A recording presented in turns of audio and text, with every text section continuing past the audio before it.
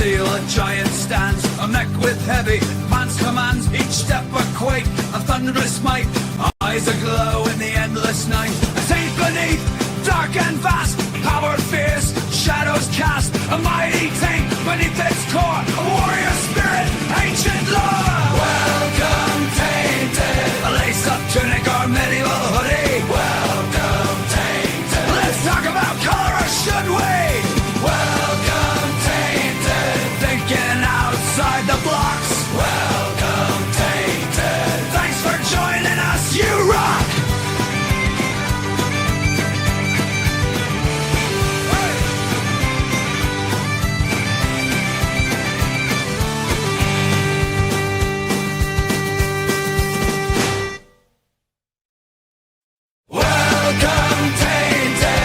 And have your fun hole rocks. Welcome, Tainted. Enjoy the Chronicles out there song. Welcome, Tainted. Thinking outside the blocks. Welcome, Tainted. Thanks for joining us, you rock!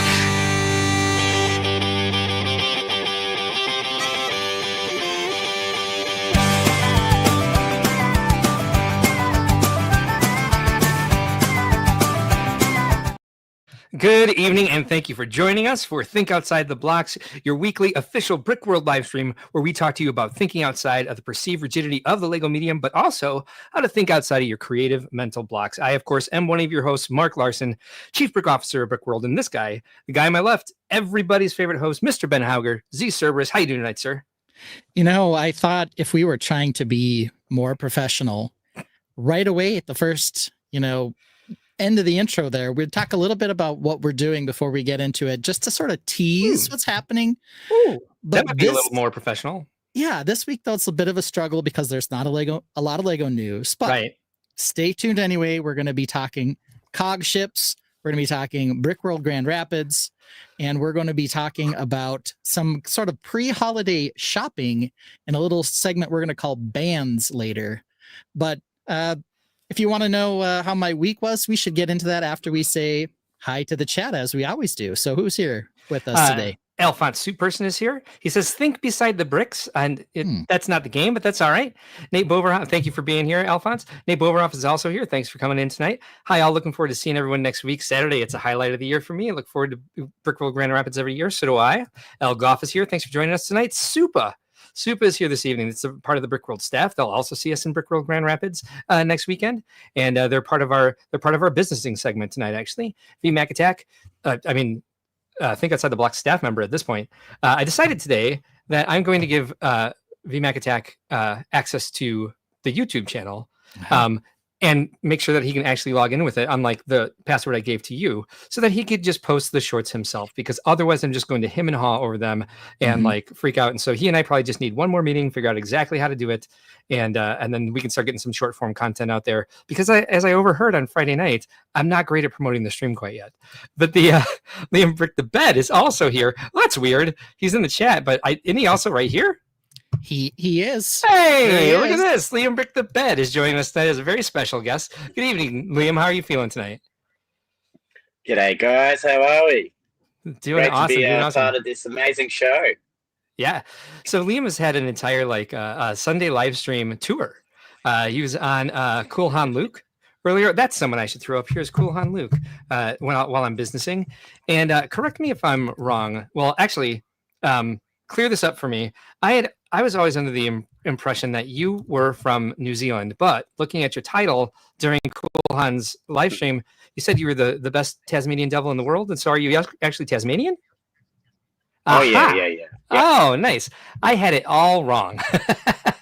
Apologies for that. So that's the land under the down under. Land under the down, and that's why you said that. That's awesome. All right, cool. So when I made the comment in the chat about there are 4.5 sheep for every person in New Zealand, it had no bearing on you whatsoever. Because you're like, well, that's not me. Oh, no, it's got bearing. We got lots of sheep. Don't worry about that. Oh, we got people flying in from all over the place. Look, everybody, welcome our oftentimes co-host, Brick Dad Builds is also here. Chris Meeker, welcome to the stream. How you doing tonight, sir? Hello. I had to make sure that I was here to say hello to Liam and welcome him as well. So welcome. So Liam, tell everybody a little bit about yourself. I had not really met you until you joined the chat. You have yet to come to Brickworld Chicago, correct? I've yet to leave Australia, to be perfectly honest with you. So Brickworld Chicago is my premier first place to be. So I'm very excited. I've booked Monday to Monday. I'm super ready to go. I've got my badge and everything ready to go. So, yeah, I'm super excited. I hear that's a real quick quick flight. I was born in 83, so I love the... 26 hours. Got to catch up with the clock. So born in 83 and? And, so I love the old stuff. I love the pirates, the castle, the classic space, all that kind of stuff. And got back into Lego after COVID, which is not the usual thing. I think it was the Lego NES set with the TV, with the rotating TVs. Oh, so yeah, that just brought my love straight back to it. Mm-hmm. And so Dark here Age? I am. Was there a Dark Age for you? Definitely a Dark Age. What was that? So hey, look, it's me for some reason. Why? Oddly enough, it started clicking buttons because I didn't do that. Believe it or not. And it looks like I accidentally hit the wrong button there. I apologize. It's good. All right, there we go. There he is. Yeah. Oddly enough, it started in 1999 when the first Star Wars wave came out. I saw them and thought, oh, no, that's enough Lego for me. I didn't like them, so I stopped. Love it now, but those first three sets were pretty poor. And, Yeah. Being 15, that's what happens. You sort of get out of it and do sports and ladies and that kind of thing. So, yeah. If that's your thing. And, yeah. Some of us, yeah. Oh, it's definitely like relationships, Mark. I had quite a few of my mom's coworkers, like their kids would sell me their collection right around that age, or like they wanted to buy an amp, or they wanted to they were looking to save up for a car or save up for college, and like really it was just like, I'm trying to impress girls, so I got to get the toys out of the house and get like man stuff in my life. So yeah, I totally get it. That's a good time. I had really never had a Dark Age except for college, and that was only because I didn't want to have any Lego in my dorm room and have people judge me as like that guy who brought all his toys to college. I'd still play on weekends when I would go back to my parents' house, or build, I should say. So back to the Tainted real quick. Yashua is here also this evening. Thanks for being here tonight, sir. Al Goff says, I fell asleep 3 times last week and missed most of the show. Supa Hawk Bricks, who is not the same as Supa, is also here tonight. VMAC Tech says, we'll get together this weekend if you find some time. Tron is here tonight. Thanks for joining us. VMAC says it's a good time. You won't regret it. I am sure he's referring to Liam flying 26 hours to get to Chicago. And VMAC Tech also says Lego needs a sports and girls guys set so people don't go Dark Age. Liam also says hi, Supa. But you're right there. You can just say hi, Supa, to the camera. I'm not used to the hosts. I'm so used to bringing up Liam's comments that I'm just like, oh, and Liam said, wait, Liam's right there. I have a question for you, Liam. I see that you have a Bricklink designer set back there in the back. Do you dabble with designs of your own, or were you just a fan of the Bricklink set? I am mock incapable, but I love rebrickable models. So I love getting something that, you use a set that you already have, and then you can create something. But that's the boathouse one, and the only other one I've got is the Harbour Master's office. So I'm a nautical person. I live and work on the water. So yeah, boats are my thing. Okay. That's awesome. Awesome. I say you're not a mock builder yet. Yes. Yeah, exactly. As we always say on the stream, modification is the key. First time you see a Lego set that you're like, it would be better if it looked like this, start modifying your Lego sets the way you want them to look, and you'll find your way into mock building. And ships are a lot of fun to build. They're definitely a creative challenge. Not the easiest place to start, though. Yeah. Very true. You can start anywhere, man. You can start anywhere. So, Mark, you want to know what we're talking about this week, maybe, since, it's that time of the show when we usually bring up the show run? Yes. Yeah, this is especially good because you've only seen it for about 45 seconds this week. So here we go. Today's show, we're going to talk about our weeks. For me, that's a broken pump. We also did a brick raid Friday. And Mark, you've got two things you're going to talk about. One, breaking free of your sickness, and two, nearly breaking yourself. Yes. Then we're going to do some businessing.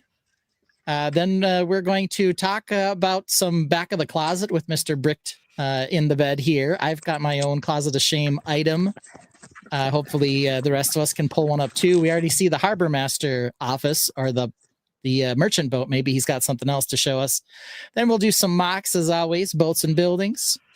Little news this week. So bottom of the barrel, we got a couple things we scraped out, but then we're going to talk about something called bans. What's that? Well, if you didn't know, there's a section of the Lego website where you can search for these price bands that they sort of set. So we're going to take a look at those bands, and we're going to see if we can find the true gems this holiday season. Wow. Fun fact. You sent me two things in a row, and I mistook what our silliness was. So we've got two silliness segments tonight. That's fun. I mean, one's more, practical and more newsy. The other one apparently is just going to be Mark being ridiculous. So let's go with that. Wow. The miscommunication there is going to be the happiest accident ever, by the way. Then we're going to talk some close call on Balanced, and then be back for our next shows. I sort of know when they are. Mark will be at Grand Rapids this weekend, as will Brick Dad. Yes. So we'll see what happens. Mark is still not getting over the silliness, but that's okay. So we'll get to that in a second. But I'm gonna bring up the text too to see if everyone can understand how we missed this. That's always the best.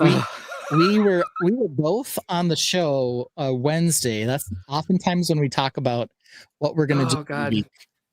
But I had so little time for building, and we were so distracted that we didn't even really talk about it.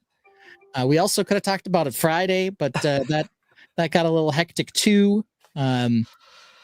So all that stuff. And speaking of, we did join the Think Outside the Box did join Friday Night Bricks. And if you were liked and subscribed, you would have got a notification that Mark co-streamed part of that show. Yes.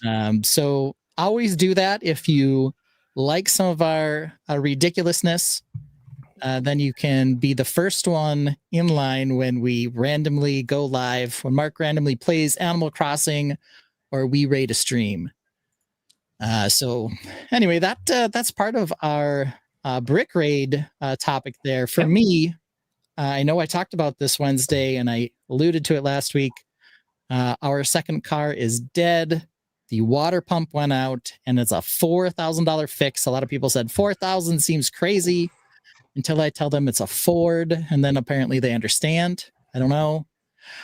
So we'll see what happens there. But I can totally relate. I just had a major replacement on my vehicle as well, which was a expensive price tag for sure. And it's a Jeep. So lots of car shopping, which is, it's exciting, but not so exciting since I liked what I was paying for the Ford, which was $0. And now we're going to have to, take on a car payment to have this second one. Yeah. So that was what happened to me this week. But Mark, I think you've got some interesting things. Right when we were coming on, you told us near-death experience. Let's hear about it. Yes, well, Yeah. Maybe that was a little bit of hyperbole. Maybe it's a near injury experience. In the meantime, real quick, Supa says that Supahawk Bricks is Josh the Mohawk to my Supa. Thanks for clarifying for everybody who doesn't know already. Vmacatech says once you go mock, you don't go back. Supa started dabbling in the ships. Algoff asks the chat, has anyone built the new Black Pearl and had trouble with the cannon function not working properly? Brick Babe is here. We'll talk about her in a little bit as well. She says, hey, Lego fam. Thanks for joining us tonight. Linnea, I know you just got done with your stream. Alphonse says, should do a show where Mark has no clue what's going on, and only Z Cerberus and the Tainted know. You mean like every week? That's every week, yeah. Yeah, sure. Seems like we a good should idea. do that. Trent says, I've always been mock, but sets are nice. And YOLO is here. Thanks for joining us tonight. You are not incredibly all your 15 minutes, and we haven't even gotten to the first topic, or we're only like one part of the way through the first topic. So yeah, so breaking free. I was very worried that I was coming down with what Matt Husband has had for about 4 weeks now. He was getting better, and today's been getting worse again. Parainfluenza apparently is a real bitch, B for bitch. And I was really feeling shitty on Thursday. And I guess that's what happens when you get the COVID shot and the flu shot in the same day. Because I've been fine Friday on. I know it wasn't the best choice on my part, but I do 2 shows in the next 3 weeks, and I'm like, I'm just going to be around a lot of people. There's going to be kids there, and I'm never around kids, so my immune system isn't set up for that. And Matt's been sick too, so I'm like, we got to get these shots. I got to do this now. Don't have a ton of time. So near-death experience.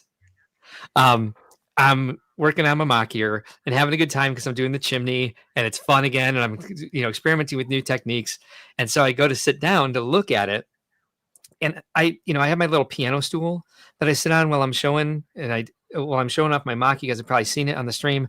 Turns out I move that around a lot, and I just whipped it to the side to like pull something out from under the table. So it was not where it was supposed to be. And I was convinced it was where it was supposed to be.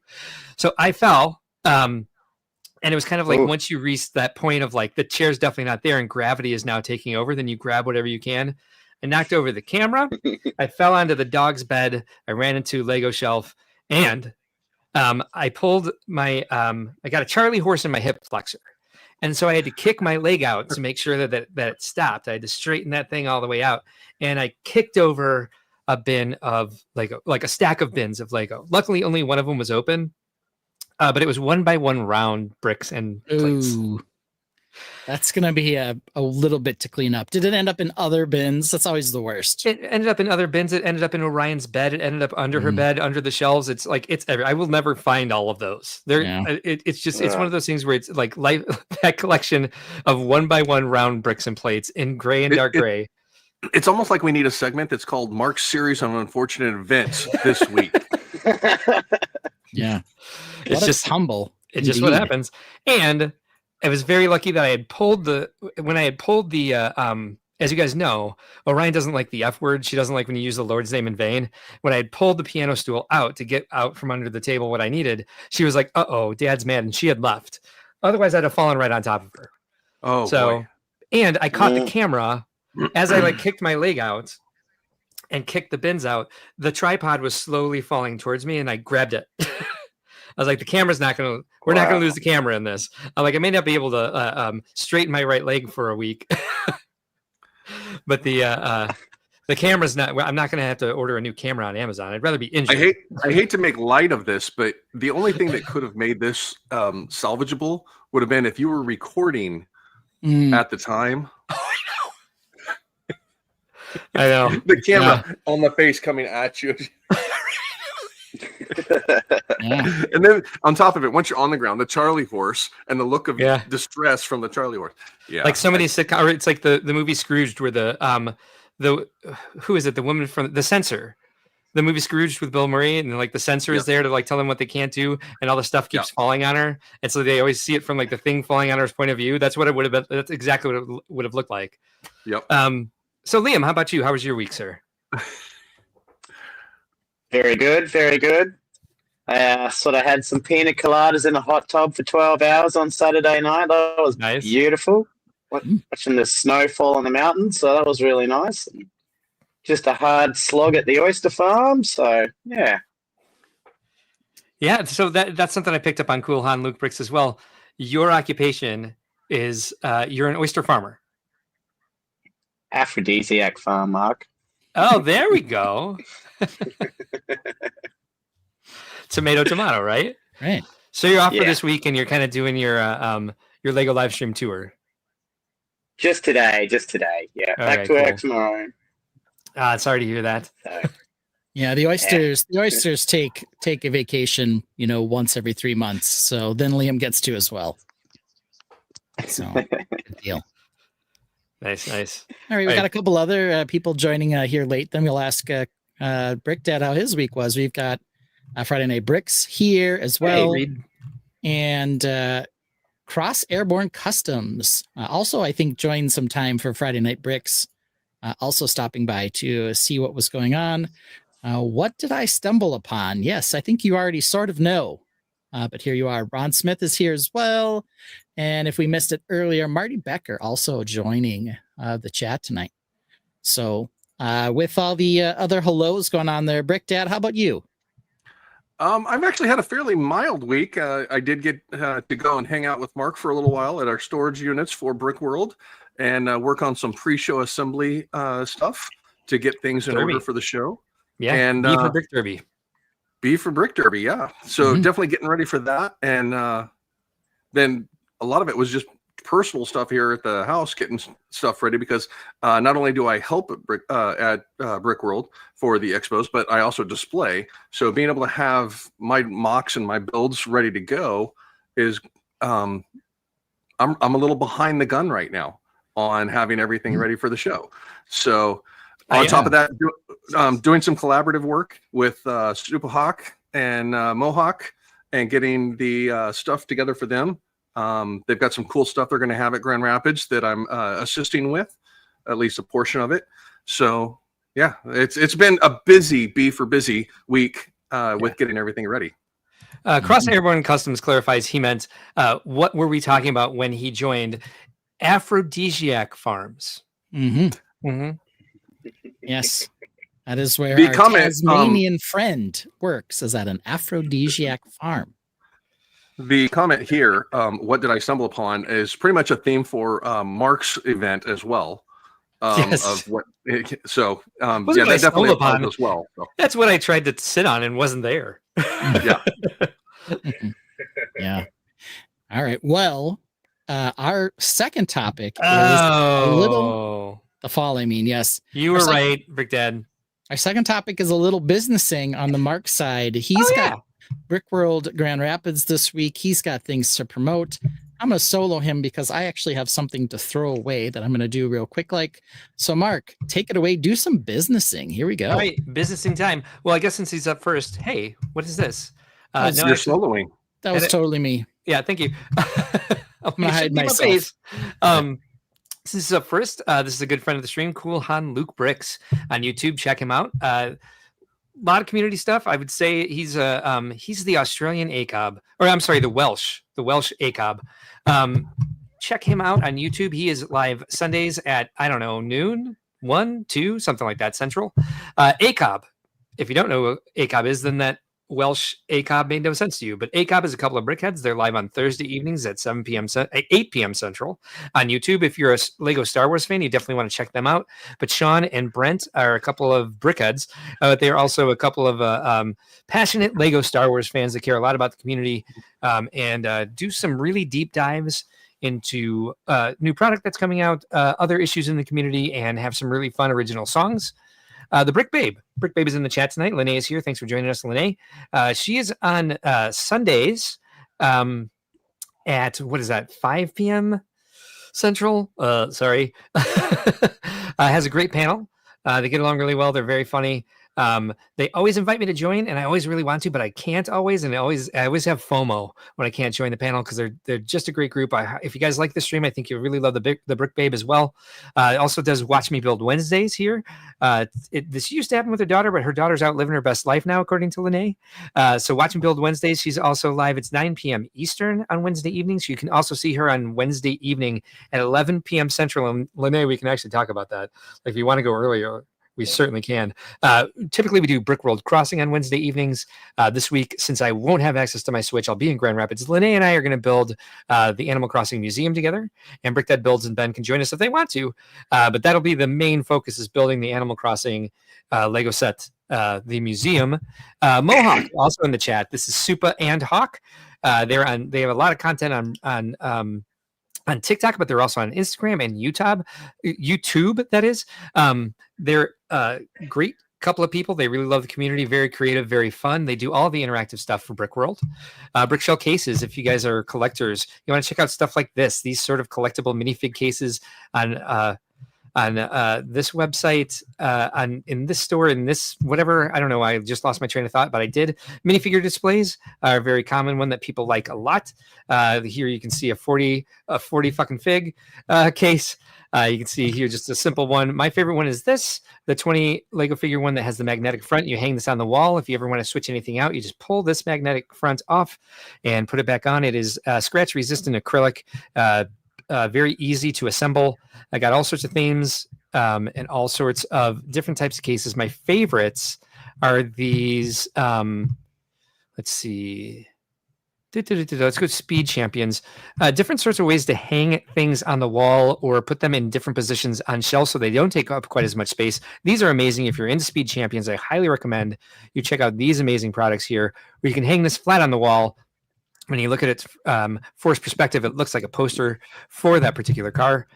Some of our charity partners here, Bricks of Hope and Little Bricks Charity, both charity partners that raise money to bring to put bricks in the hands of sick children, bricks and Lego sets, of course.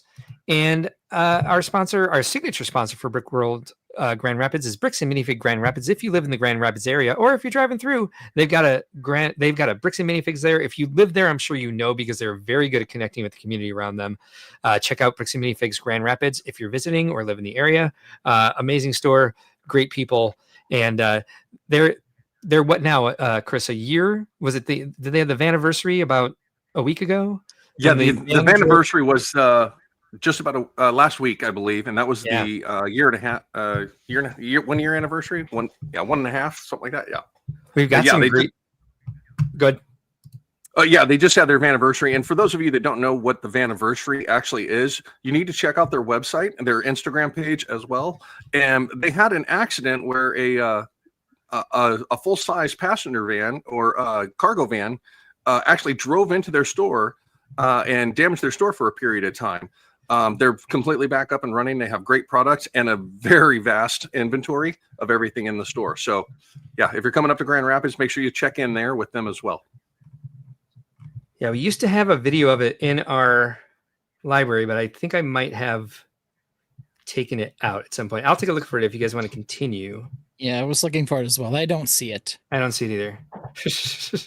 But that's the anniversary. We definitely did have that. We had some old streams where we showed it. You know, it is just a security cam video up in the corner, and you see the van come right in and knock the sets over. It was quite the issue. Yeah. As sometimes you see those, and it's a attempted theft. That was not the case. Luckily, here it was just an accident, and no one was seriously hurt. But definitely an interesting thing to have happen right after you open a new store. Yeah. So, all right. Well, sounds stressful. While Mark is looking for that, yeah, very stressful. Yeah, it happened during Brickworld Grand Rapids last year. So it was like, she was like, a van drove through my place. And I'm like, oh my gosh, do you want us to cover your booth? And she's like, no, we'll be back tomorrow. Yeah. Now that Mark's done businessing, our next topic with Liam here, what we like to do, not just get to know people by having them tell us that they're oyster farmers. We like to find out what's in their closet of shame. So we're going to do a little closet of shame segment to get Liam warmed up for it. We'll go first. What is a closet of shame, you might be asking? Well, a closet of shame isn't something that you're ashamed of. The closet of shame is where you put all your unopened Lego sets, and the real shame is how many you have in your backlog that you haven't opened. I've kind of expressed that I don't so much have just a single closet, and you can see the closet back here. I've also got a under the stairs closet of shame and a shed closet of shame, but that's the main one there. So that's what a closet of shame is.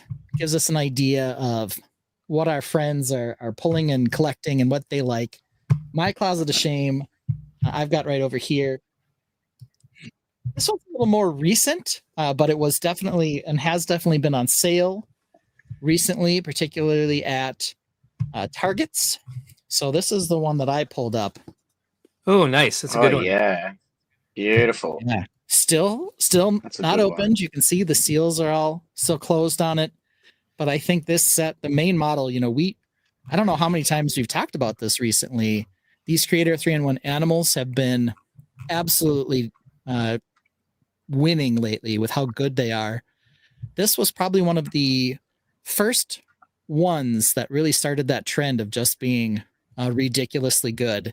Red Fox, of course, won our March Madness. The Rhino set now out, as well as the horse. But this is a really good one here. The wild safari animals featuring the giraffe with the flamingo, as well as it looks like a lion and then some sort of antelope or antelope-like creature. They're probably something else like springboks or something. I don't know, but there they are down here. Yep. Yep. So hard to do when your camera feels mirrored to you when you're looking on here. But that's what's in my closet of shame. Again, not ashamed to have it, just ashamed that it's been sitting there for like, I don't know, a month and I haven't even cracked it open yet. Yeah, mine is actually similar. I'm ashamed the same way. In that the other day I was like, I saw, maybe it was on clearance, maybe it just showed up in my feed somewhere, and I was like, oh, I need to order that already. I really wanted that when it came out, and I don't know why I didn't buy it. And I was just kind of like, all right, I'll get to that. Hopefully it's not retiring soon. And then today, while I was in my closet of shame, I found it. I actually own it. Oh, yeah, nice. That thing is sweet. I can't believe I haven't opened this yet. I think I've looked for pieces. Had I known I had it in the house, I think I've been looking for pieces lately. And I'm like, oh, it's in the Castle Bed and Breakfast. I still need to buy that. But it turns out I don't. I don't need to at all. Not only was I really excited about it, and it is a really cool set. I mean, I wouldn't know for sure because I haven't built it, haven't even cracked it open. But it is nice to know that I did actually purchase it and then completely wipe that from my memory. Had no idea I had it. So much so that I almost ordered another copy, which would have gone fine. You know. Yeah, you would. That is not a set to be embarrassed that you own two of. Totally. So yeah, I'm just a little embarrassed. Pretty sure I have 3. Nice. Is this going on clearance? Has this been one of the ones that they're? It has a little bit. It's not like super clearancey, but I found I think the regular price on that is what, like 110, 120. I think I found one at 95, and then for a while they were selling them at Costco's, and at that time they were on a good price. I think maybe in like the $85 region. Yeah. So they haven't hit super clearance. I found a couple on at least a reduced price, but a really cool set. I don't even know what this piece is. I'm pretty sure I full price Jones this. I don't even know what this piece is. It looks like a birthday party hat that's making the edge of the roof here. It looks like maybe it's also a pawn on a chessboard. I'm wondering if it is. Wonder if it's a cone and a microphone, but hard to tell from here. Oh, it might be a one by one round plate with a Apollo stud with a microphone in it. Could be. Yeah, that looks about right. Be. Yeah, because it goes into a 1x2 jumper. Okay. So yeah, I do believe you are correct. Some microphones. Yeah, I haven't opened it myself. Like I said, I think I've got a couple of copies of that. A really cool set. If you like Friends, if you like Castle, if you just like well-designed sets. It's so cute. Let's see. Cross Airborne Customs asking again, what was the minifig display case website while Mark was businessing? That would be Brick Shell Cases. Yeah, let me bring that back up real fast. Did I close it? Nope, it's right here. Yeah. General Trons believes it's the party hat. I guess, I couldn't see, but I think you're right, Ben, actually. Brick Shell Cases, let's go to the home so you can see the home page. Right up here, you can see it says brickshellcases.com. And they got a lot of amazing products on there. While we're at it, since we're still talking about it, let me show you, for example, the Ornithopter. It puts it in kind of an action pose. This is one of the more elaborate ones. They've got some for Star Wars ships that are surprisingly simple that put them in a swooshing, like you can see, whoops. Mm-hmm. See, well, that one's a little bit more elaborate. Where's the smaller ones? And they've had some copycat type display companies come along as well. So you've probably seen them. They do like 15 degree. There it is right there. Universal ship stands. Yep. They do some at like a 15 degree angle, so you can kind of see them swooshing. They do some kind of straight on.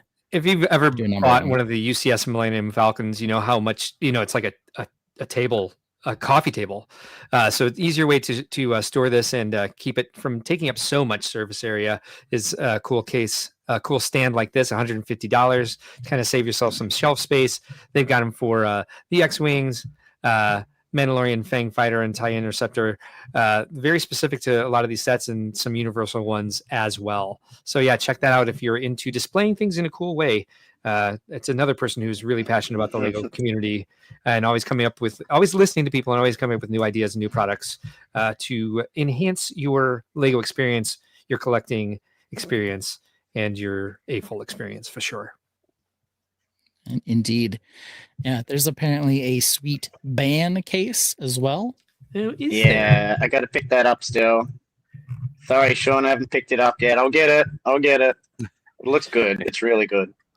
Brickshell stuff is amazing, by the way. I love all their products. They're really good. And what is that? It's the Boys Action Network. Is that correct? Boys. It's like band. So Boys Ambassador Network. Yeah, there it is. It's right there on Liam's shirt. So. Oh yeah, there we have it. There it is. So they got a band one there on ACOB. Very for sexy. Your box of boys. Boys Ambassador Network. Yep. At first I thought it was band Action News because I know Ostif got brought on as one of their correspondents and he was running around Targets. live on the scene. So yeah. Brick Dad, do you have anything in your closet of shame? I do. Right. Some of you guys will recognize this. It's an older one. And I picked this up with the expectation of using it for a rebrickable for a modular building. 2 of these. I've got another one up on the shelf, but I only need to bring down one because if you've seen one, you've seen the second. But yeah, I got 2 of them.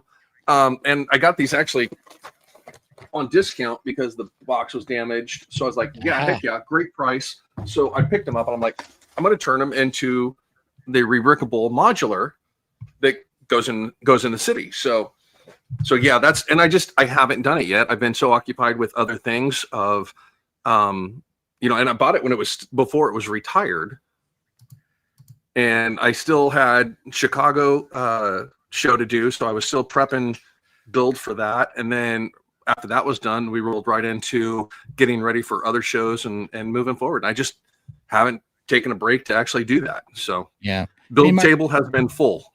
Yeah. Mark and I are not giant, like regular old city folk. We're a little more on the whimsical side. However, I do love the modulars, and they had a good string of creator 3-in-1 city things like the one Brick Dad showed there that were really good. They were sort of like tiny dollhouse versions of modulars in quality. Yeah. So they've really knocked some of those out of the park as well. So if you aren't into Star Wars, there's lots of good stuff to still find out there. Oh yeah, for sure. You don't have to hit your Dark Age, Liam, just because there's too many Star Wars sets. But, I'm a modular lover, mate. I absolutely love the buildings. I just can't mock them up myself. But yeah, no, that and I think there was another Creator 3-in-1 city one, or maybe it was just a city one. But yeah, there's heaps of different models on Rebrickable. They're really good. Yeah, I remember they had like a noodle shop one that I thought looked really good. So they've got a couple. I got 3 of those. Yeah, the noodle shop and the family reunion built into a modular. You can do that as well. Yeah. There's several different rebrickable designs that you can use to build some of these sets and stuff. And then of course, there's you can look at that, go through the instructions, and then modify it and build it into whatever you want on top of that. So. Nice. And Alphonse is popping tags out at the Goodwill there. Yeah. Finding Stranger Things and a Grimald place from his Goodwill. So that's also part of his closet of shame as well. So all right, Liam. Wow, very nice. It's time. What's in your closet of shame, Liam? Well, recently I picked up the bowl prize machine, which is a really nice one. And I mainly got that because I was saving money for Brickworld. But I just had to get this. Yeah. Yeah. Nice. So that's part of my childhood a lot. The old, you call it Genesis, I call it Mega Drive. Mega Drive. Yeah. But and then I've got a couple of these bad boys. I haven't opened one yet, but I'm hoping to do that soon. Yeah, here's my stealth mark from the second box of boys. So here he is for everyone who's interested. Speaking of the 3-in-1s, my brother My brother bought me this for Christmas as a joke. He's like, ha, ha, ha, you're never going to build that.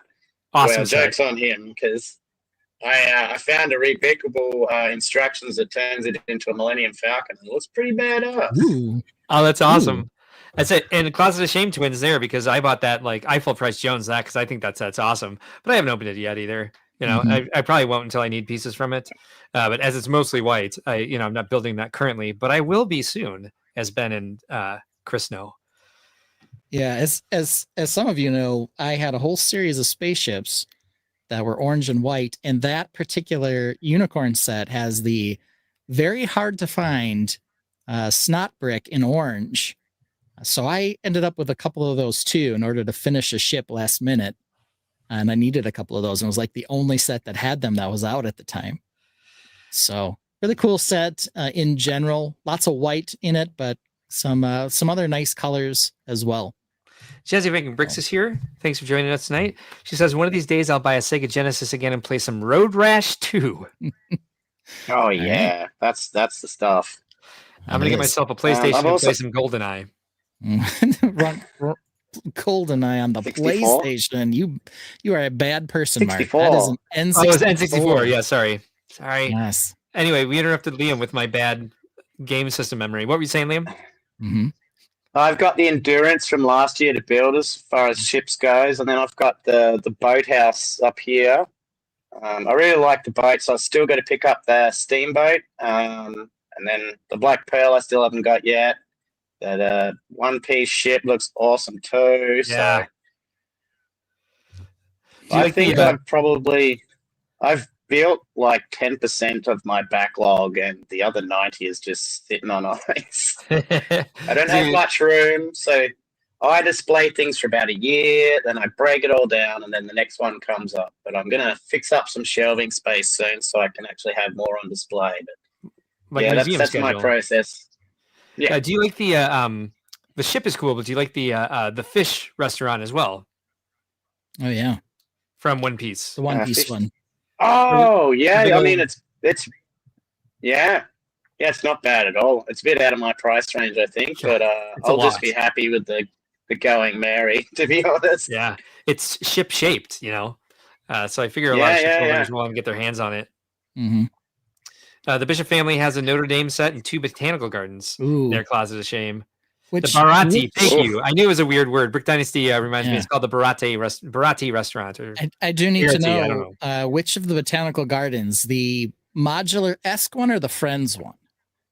And maybe you'll say, oh, aren't they basically the same? They kind of are, but kind of. Which one? We kind of need to know. Definitely need to know. Cross Airborne Customs asks about the shelving behind me. Would they work if you have probably around 1,000 pieces? If you have a lot of them, they're good for a couple of reasons. The big thing is that you can see there are a couple different varieties. They have both higher up. You can't see them. There are ones that are only half the width of these, so they do have a smaller version as well. And all of these do have a divider down the middle that you can put in here, as you can see. To make this into 2 bins, essentially. They're pretty good for common pieces. I think they will fit a 1x16 brick in them as well. I know I have a bunch of 1x15 lift arms down here. Yeah. So they're decent for sorting by part type for small parts in particular, which is what I use it for. Probably not great for larger bricks. So Alphonse has the Endurance on his wanted list, but Pick-a Bricked out the GWP from that. The minifig heads are exclusive to sets, but swap for other yellow one before standards shut down. Brick Dynasty says Friends Botanical Garden was great. And Rita's saying, I refuse to say what's in my closet, storage of shame. That's not self-incriminate. Well, yours is like a warehouse. You've got like a gigantic thing going on there. So in true fashion, think outside the box fashion, it turns out that when we say we don't have a lot of news, so maybe we will get done in 3 hours, we are pushing 45 minutes. We have not gotten to the next topic yet. So welcome to the first 5-hour live stream. Actually, that's not true. We did a 5-hour live stream, but that's just because Jesse and Ben were humoring me because I was trashed and I just kept going with the slideshow. And I think this is it. If I'm wrong, forgive me. This is one of those ones where it's vertical, so we'll be able to wave to everybody on the side as it plays. So here goes. I think this is the van crash. Hey, Brickworld family. A couple of weeks ago, we had our first Brickworld show in Grand Rapids. We would like to thank everyone involved in the show for making it a great success, but we'd specifically like to thank one of our signature sponsors, Bricks and Minifigs Grand Rapids. Bricks and Minifigs Grand Rapids had a signature sponsor booth at the entrance to the event hall and did an amazing job greeting all of our guests with positive energy. If you're in the Grand Rapids area and didn't know you had a local Bricks and Minifigs store, I'd say go check them out, but unfortunately, it's not currently possible. In the early morning hours, just after midnight on the first day of Brickworld Grand Rapids, let's call it what it is, a kidnapper van drove through the front window of their brick and mortar store. Look at that. Look, watch this. Okay, this is the moment before the kidnapper van hits their product. Then bam, no pun intended, product is okay, product is smashed. Store is okay, store is smashed. It's horrifying. Fortunately, it didn't happen during business hours, so there were no employees on the sales floor at the time. So, Brickworld community, Bricks and Minifigs Grand Rapids can use our help. We've posted a link to a GoFundMe page in the description of this video. Okay, yeah, and the GoFundMe is over. So Well over. yeah, 2 years ago. But yeah, there actually was an employee in the store at the time. He was in the back. I believe he had stayed late. I think he was, if I remember correctly, he was studying for a class or something like that. He had a final. I believe he was displaying at the show as well. Someone from Grand Rapids, correct me if I'm wrong. What is the actual story? But I know that he was there when it happened, but he was like I said, he was in the back, so he wasn't in any danger, but I'm sure it scared the living crap out of him. Because I'm sure that wasn't quiet. And the security footage also showed that the driver opened the door and ran. That's not funny. However, not injured, at least, not trying to steal anything, just an oops. It's like, they'll never catch me. What? There would have been so much more damage if it wasn't for the post in the middle of the store. No kidding. Yeah. Well, it's like, why don't they have balustrades, or not balustrades, but apparently there's like a pretty ridiculous curve there, and it's happened to businesses in that strip before. It's just like, you need some pylons, cement pylons, to block the storefronts. Yeah, it's that easy. Yeah, so that was the incident that we talked about. So thank you, Brickworld Grand Rapids, both for sponsoring and being a signature sponsor of the show yet again, but for just soldiering on through after that happened. Dale Sims, too soon. No, I'm kidding. He said Dale says that stinks that happened, but a drive-through Bricks and Minifigs store would be kind of cool. And let's see, was it a smash and grab? No, it was just like a driver who. It was lost control screw up of the van on that curve. Yeah, apparently there's a pretty dangerous curve right by that. It was a smash and oops. That's all it was. Yeah. But still unfortunate. All right. Yeah, like you said, normally we are already on MOCs half an hour in. We're running a little behind, so let's get this going. I'm the guy on the left, so we usually start with me. Here we go. Who's this kicking it with a new mob?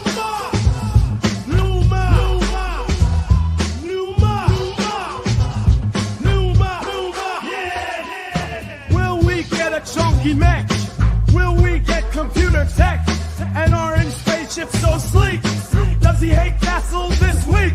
Does the new mech have a wicked team? Has the castle from last week been reshaped? Has he built 5 orcs and welcomes the Cerberus Daddy Ben? Yeah!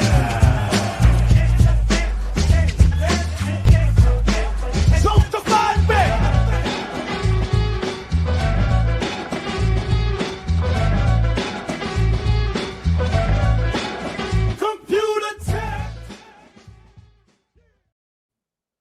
Hey, look, it's Liam.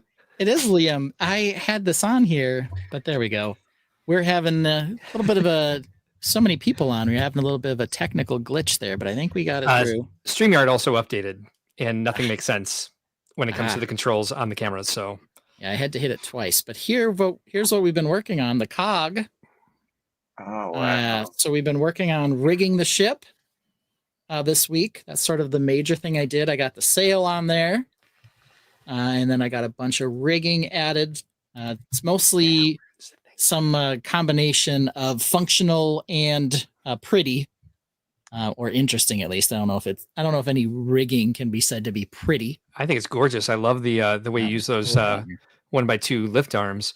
Yellow X gives it a very cool. Tron says noise. Yeah. So we still have some stuff that's completely missing. So right now we don't have the rudder control up here.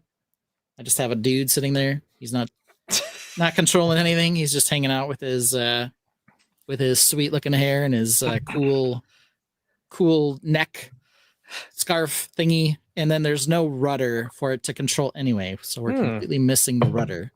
I like the reshaping of the stern there. Yeah, we did. I did reshape the stern a little bit. I like the ports above that area as well.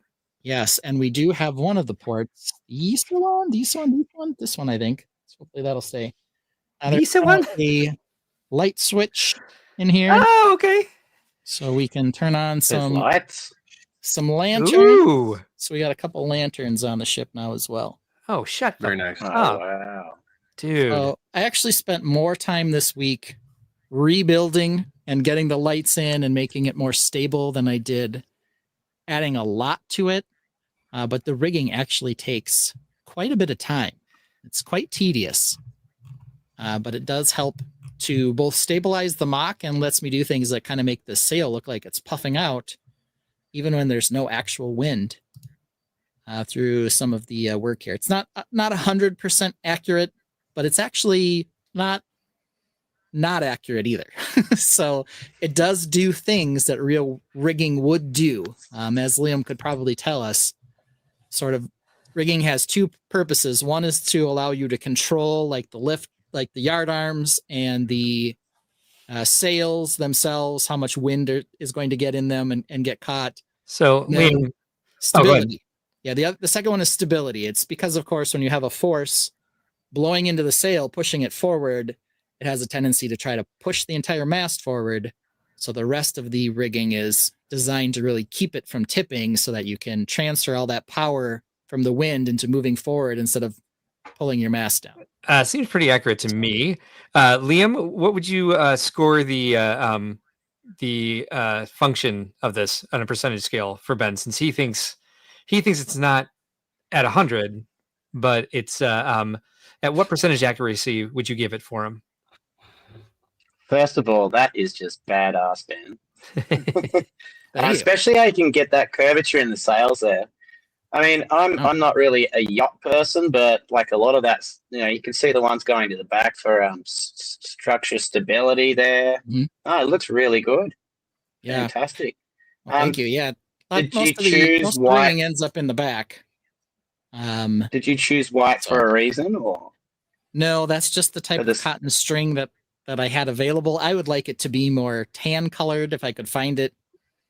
But this is what the hardware store had. Over time, that'll probably yellow because it's cotton and it'll get dirty and dingy.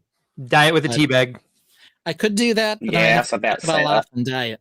So, do it though. Maybe I will. And it's going to change its tension too when you do that too. Okay. When you get it because of cotton. Yeah. Yeah. Well, you're wetting it. Yeah. We had a fun. But yeah, no, that looks so good, Ben. Thank you. Yeah, we had a long discussion about flags on Friday Night Bricks. Yeah. You will see I did find 2 white flags. Oh, you sure did. Oh. I've still got the one that I found while we had that discussion, but again, I should have like 15 or 16 of them. I don't know where they are. Yeah, they haven't been produced. For those of you wondering why we were looking so hard for them, they haven't been produced since like 2004. And we found that the Lego flag mold until 2008, they all waved one direction, and after 2008, now they all wave the other direction. They start left instead of right. They used to start left, now they start right. We talked about that for so long. Yeah. Al Goff says that's an interesting looking black pearl, but it's really very Captain nice. Jack Sparrow's pirate ship. You mispronounced Captain Black's whatever. Captain Black Sparrow. Black Sparrow, whatever. Yolik says no crow's nests. They weren't always on ships. Some had crow's nests, some didn't. Really, the distinction there is whether or not the sort of the lines here to keep the mast stable, whether or not they had the additional cargo net webbing ones on it so that you could actually climb up there. Yeah. So some of the older ships like this didn't have a crow's nest. So Cross Airborne Customs asks, what's the Boys Ambassador Network? It is the ACOB chat, the Girth Gang, and that's how they network with each other in real life. And so it's got its kind of own logo and it's taken on its own life. And you can learn more about it Thursday evenings, 8 p.m. Central on YouTube. Google or search on YouTube for ACOB or a couple of Brickheads, and you can learn all about it on a great AFOL live stream every Thursday evening, and they have lots of videos and shorts on their channel as well. So give them a like and subscribe and comment on their stuff as well. Tron says, better than a Black Pearl. This be true medieval era. I thought coffee was too dark, VMAC. That's why I think tea. If he just takes a tea bag and just kind of rubs it along the string, it should be all right. Brick Jedi's here tonight. Thanks for joining us. Dip it in some tea for sure. It'll absorb it and it will change color. Yeah. Then hopefully it'll smell less like coffee too. Right. So they've always got that. We do have some anchors as well. There is a function right up here. I've got a barrel sitting right at the top of the stairs here. Can't quite get to it, but there's a barrel right here. I got to move this guy. You'll be able to see it. That barrel. Oh, no, yep. You twist the barrel there, and you can raise and lower the anchors. So. Oh, cool. Okay. So we do have it's a that functional barrel as well. Yeah, the only functional barrel here. It is missing a tile underneath the barrel. I do have some, but they're upstairs, and I didn't get them. Alphonse wants to know, what size is that thread? Good question. It had a name. Here's the string itself, if you want to see it. Okay. It was just at a local hardware store, and it had like a number. It was like 121, something strange like that.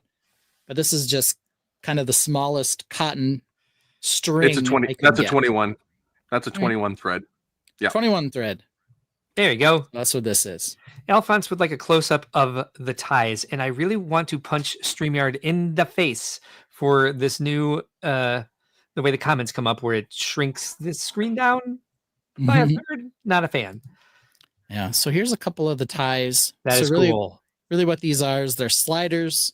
So they allow me to, on a real ship, you might see like a part that kind of looks like this, kind of looks like a cam or something where they link a couple of ropes together. For my purposes, really, it's just if you move the slider back or forth, it will change the tension on the particular piece. So if I kind of loosen this one up, you'll see it go slack there, and I loosen this one up back here. I can kind of move the mast around. It's no longer super stable. Tighten those back up. It'll make the mast kind of hold where it's supposed to hold a lot better. Now it doesn't wiggle so much. Nice. Jesse, if I can the idea. Jesse, if I can brick suggest that you can use embroidery thread, which is used for cross stitch, which is available in hundreds of colors. You can buy it at McDonald's. Jesus. You can buy it at Michael's. Rest in peace, Joanne Fabrics. Yeah, I'm familiar with cross stitch thread. The issue with that is I think it kind of separates a little too much. So I don't know. Is it Lego string approved? Asked Algoff. I do have quite a bit of like the new Technic string. The big problem with that is it's all gray, which I don't love. I guess I'd prefer it to be white than gray. Yeah. The old Lego string, which I do love, was some version of nylon because you could melt the ends of it so that it would stop fraying. They haven't used that outside of, the ones that are connected with the studs on the ends in a long time. Dale Sim says, I use that thread for plumb lines when doing construction. I've used that as well. It's super cheap and quite strong, and it's just, it really soaks in the chalk. Alphonse was more wondering, is that 1x3 Technic or tile, and what's connecting it to the ship is where he wants to see where the ties are. Well, these are lift arms. Right. And then they're connected via these eye hooks here. Eye hook piece, but they're different down here. Down here, they are minifigure wrenches. Oh, wrenches. Oh, that's awesome. And I think that's what he was referring to, is what was holding it down here. He said 1x3, and that looks like it might be a 1x3 something. Yeah, They are socket wrenches. I would use these more if they were easier to find, but they're kind of a pain. I managed to find a couple. They haven't produced a lot of them recently, and they were always in multi-packs. They'd come in those. The older ones would come on the sprue that had the parts in them. Now they all come in that bag, a little separate individual bag that has all of the mechanics tools on them. So they have two different versions of this. There's one with kind of a thicker ring and a thinner ring. I use them both because they're both functionally the same. But I found some at the Bricks and Minifigs in the Build-A-Mini section, which is kind of the best way to get them unless you're going to get them off BrickLink, because they aren't super common in sets. And when they are, you're getting, 5 additional tools every time you want one. Yeah. So VMAC brings up a good point. I agree with. There's no such thing as illegal techniques with your own builds. If somebody tells me that I used an illegal building technique in a mock, I'm like, well, I'm not asking you to build it, and I'm not putting it into instructions. I'm not selling it. So this is what I want it to look like, and this was the only way to do it. I agree there 100%. Cross Airborne Custom says, where could I get the black shelves behind you from? I think I got them on Amazon. Yeah. Sure. I'd have to look them up. I know they sell them at Menards, Home Depot, Lowe's. Different versions. These ones in particular, I could find the name. But if you look online for Lego sorting shelves in particular, these will keep popping up. Oh, interesting. They're the ones that a lot of people like because they're sort of the right size depth-wise to fit a 1x16 brick in them. Cross Airborne Customs is switching from sorting by color to sorting by parts. Tron says, yeah, my only non-purist build was the string on the brick built bow for my Robin Hood pick on Insta. Okay. Yeah, if you're going to do rigging, you either have to cheat like Lego does, or you got to get your own string. I mean, there's no two ways about it. So, Liam, you can see yourself building something original like this someday? Maybe. I'd need to start very small and work my way up. Is it a Roman era, Ben? What era do we think it is? This is a medieval cog. So this is kind of the very first type of sailing ship in the medieval era. It only had one mast and one sail. Obviously, it went on from here to add more masts and more sails. The older Roman ships had a lot in common with these. They were sort of longer and thinner. Cogs are supposed to actually be chunkier. Mine's a little thin on the thin side. But they would also be powered potentially by ore as well. I did cut some little spots in here so that there could be some ores used on this. But for the most part, I think we're going to be sailing on this one in particular. Beautiful. So little more updated. They were definitely a little chonkier in terms of their width than the Roman ships, which were a lot sleeker and longer. But same idea, one sail, one mast, really kind of the birth of sailing before it became the art form that it eventually did. Manual rudder control with a direct stick type control and stuff like that, as opposed to a wheel or something like that. So no wheel. Yep, it was usually a long stick. It wasn't chain or any of that stuff. It was basically just a long stick connected to another long stick, and you moved it side to side, and that's really all you could do. Not nearly as fancy as they got with other forms of steering control. But I'm still working on that right now. There's just this little nub that's coming out. This is where the rudder stick will eventually be. And then I have to add the rudder itself down on the bottom. So those are sort of the high level parts that aren't finished yet. So is this mod for Grand Rapids, or? Unfortunately, I'm too far away to go to Grand Rapids. He's got a huge lake in the way. Yeah, there's a couple of them. Good old Lake Michigan kind of stops me from being able to get there easily. It will go to Chicago. As far as I know, I'm basically required to be at Chicago. Yeah. So you have a job. That's where it'll be seen, is at Chicago. So I have several jobs there. Nice. So you certainly do. So I'll see this in person then. Yeah, so you'll get to see this one and the cottage here behind it. Gotta come I was going to say all those so. trees, those trees in the background look amazing. Yeah, very good. that's a build we're done with. We're not quite done with the cog. Probably have another week or two. And then I got to, figure out if this is going to be incorporated into my collaborative build with Mark. Yeah. Seems like it would fit. I think so. So it probably should. I'll just have to build some hexagons and maybe a little bit of a harbor or something. And that's what we'll be doing on this. Reed says, yes, you've been recruited by live streams to help out. Multiple live streams. Yeah. You just got to co-host everyone's stream all week, please. If you don't mind. Co-host the streams, and thanks to some guy, I also got to help with the garage sale this last year. Yeah, and you did amazing at it. However, if you don't want to do it anymore, we can't tell if you liked it or not. It was fine. It was fine. I can do it. But if you ever choose not to, we can certainly find a replacement. So, but yeah, no, you did amazing. I appreciate you a lot. And since we didn't have Reed this year, you're a close second to Reed. Yeah, close second. That's good. It's the first time I've been a close second. I'm usually a distant third. So at least you're on the board, man. At least I'm on the board. Yeah. I only have one true Griffin Knight. At this point, I do need to get some more. Still waiting for them to become a part on the Bricks and Pieces site for Lego. But one true Griffin Knight here. The rest of them are fake Griffins. So the rest of them are using a Viking torso. Yeah.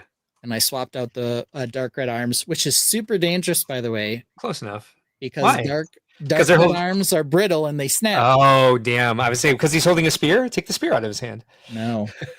So I definitely broke a few dark red arms trying to get them off. When I was doing the tile floor on the haunted house, I did dark blue and dark red 1x1 tiles, and I decided to change the pattern and lost like half of them taking them off because dark blue and dark red were both brittle at one point.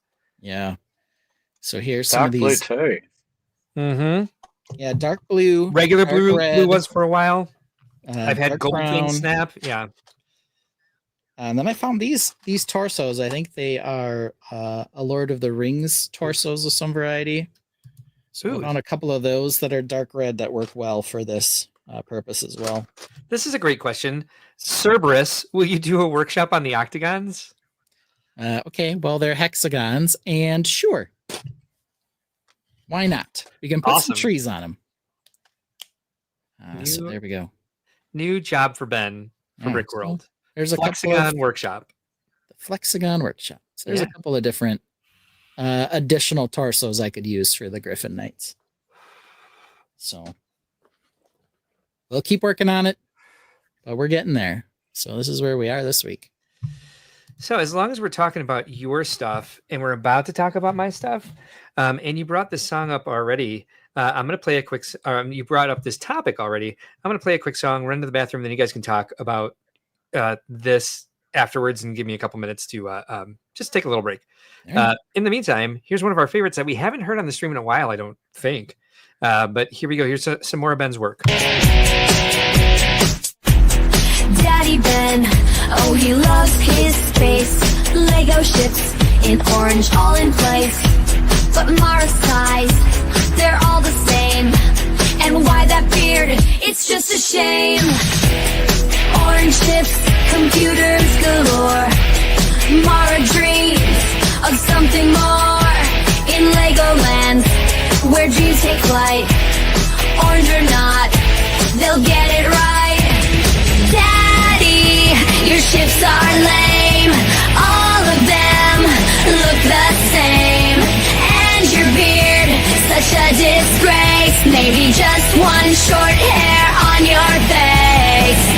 I spend too much time working on them. And sometimes you just don't do them because you working on them. Yeah. And your beard. And my beard. And your mustache. I'll get back in the photo so everyone can see. Ugh. Alright. It should be more like one of those French ones that is in the movies, like Squirrel. Like a little villain mustache? Yes, you need that. Okay. Well, thank you, Mara. Thanks for the rant. Or you just need Good one job. little hair. It takes too long for you to build them. Focus, get it done, concentrate. Daddy Ben, one more word about your beard. Come on, Daddy, it's so weird. And they don't have different size ranges, which they should. And they all have computers in them. Like, it's disgusting. Orange spaceships, make it end. Listen, friend, it's not a trend. Orange beard, that's the trend. Make it happen. I love you, Daddy Ben. I love you, Daddy Ben. All right. Where'd Liam go? He's still here. We can add him back to the stage. There he is. Now we're all confused as to where we are and who we are, but we got it all sorted out here. Let's see here. Jesse's Brick Galaxy joined us. Hey, Jesse. And let's see here. Yolas, will you guys make a clear hexagon for water using the clear headlight bricks? Mark has a blue hexagon. All right. I'll grab it. That we can take a look at. But that's what we're sort of using my generic hexagon format with some trans blue, light blue, and dark blue to make a watery like looking texture. Bam Crest Hill just got in, saying hi to Brick Dad as well. And then there's Brick Dad's got a couple of the Griffin Knights there for us to look at. I'm offering these up if you are looking for a couple extra. Well, I'm always looking for extra. So we can discuss that at another time, but just a heads up that I have a couple of figures you may be interested in, and a Barracuda. Oh, yes. Yes. Trade for the figures, but I might have to buy the Barracuda, but I guess we'll see. You know, I've got a lot in my closet of shame, so we'll figure it out. I do. Let's see here. Bam's also asking us how we're doing, and don't forget Liam, our special guest. Liam Brick the Bed down here, the Tasmanian Devil. All right, Mark, we played Orange Spaceships, great song, but we can't start with you until you've been walked up with our favorite Latin dance song. That's right. Let's do it. Let's get going. Here comes Mark.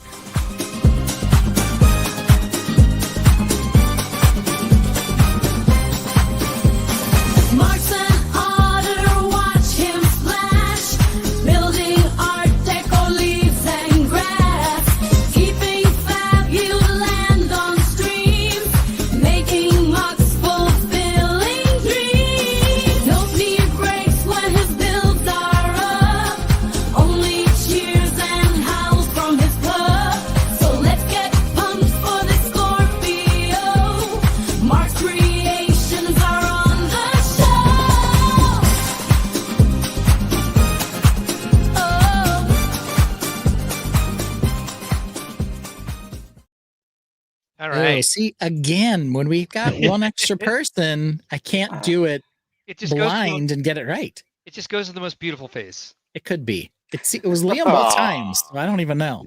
That's what the update is all about. Yeah. Or the coolest hat, or a combination of the two. No offense to your hat. Oh, my hat's just a boring MLS hat. So for sure. Yeah, I would say if we're gonna make a Tot-B hat, we have to use the style of what Liam's wearing right now. For sure. All right, so here we go. Luckily, we don't have too much to discuss. I did not get a lot done this week. Not to say that a lot of time didn't go into this. Hey, look, it's Thing, everybody. All right, so I made I attached the chimney to the hideout. Okay. Which caused a lot of problems because the circumference of this is very strange. And I rounded it out, got some more boulders back here, and there's a lot of gray showing back here, but I needed to get it back to the next level so I could get rid of that silo effect and start building it out. So I have my little circumference of the next layer. So I want it to look a little cattywampus, a little bit like it's starting to gravity's pulling it a little west, as it were. And this is the first stone that I put on the second level, and that's when I sat down to check it out, and the piano bench was not there. So as you can see, I made sure I knew where it was this time. I sat down directly on it because I did not want to do that live on stream, although I'm sure it would have been very fun for everybody. And then I did some other stuff. I filled out this foliage area down here and threw in a boulder. I don't even know if you can see that. I'll prop it up a little bit here just to kind of look like, oh, look, there's rocks in this area, and that's where they got them to build the chimney. I didn't attach it to anything. Just kind of got the idea going in there. I'll put it like this. Look, now it looks like a tombstone. Yeah. Whatever. It's there. Like they carried this boulder over and then realized it wouldn't fit or they didn't need it, so they just got a boulder just sitting there. Or just to show that there's a bunch of that type of boulder in the area for them to choose from. Yeah.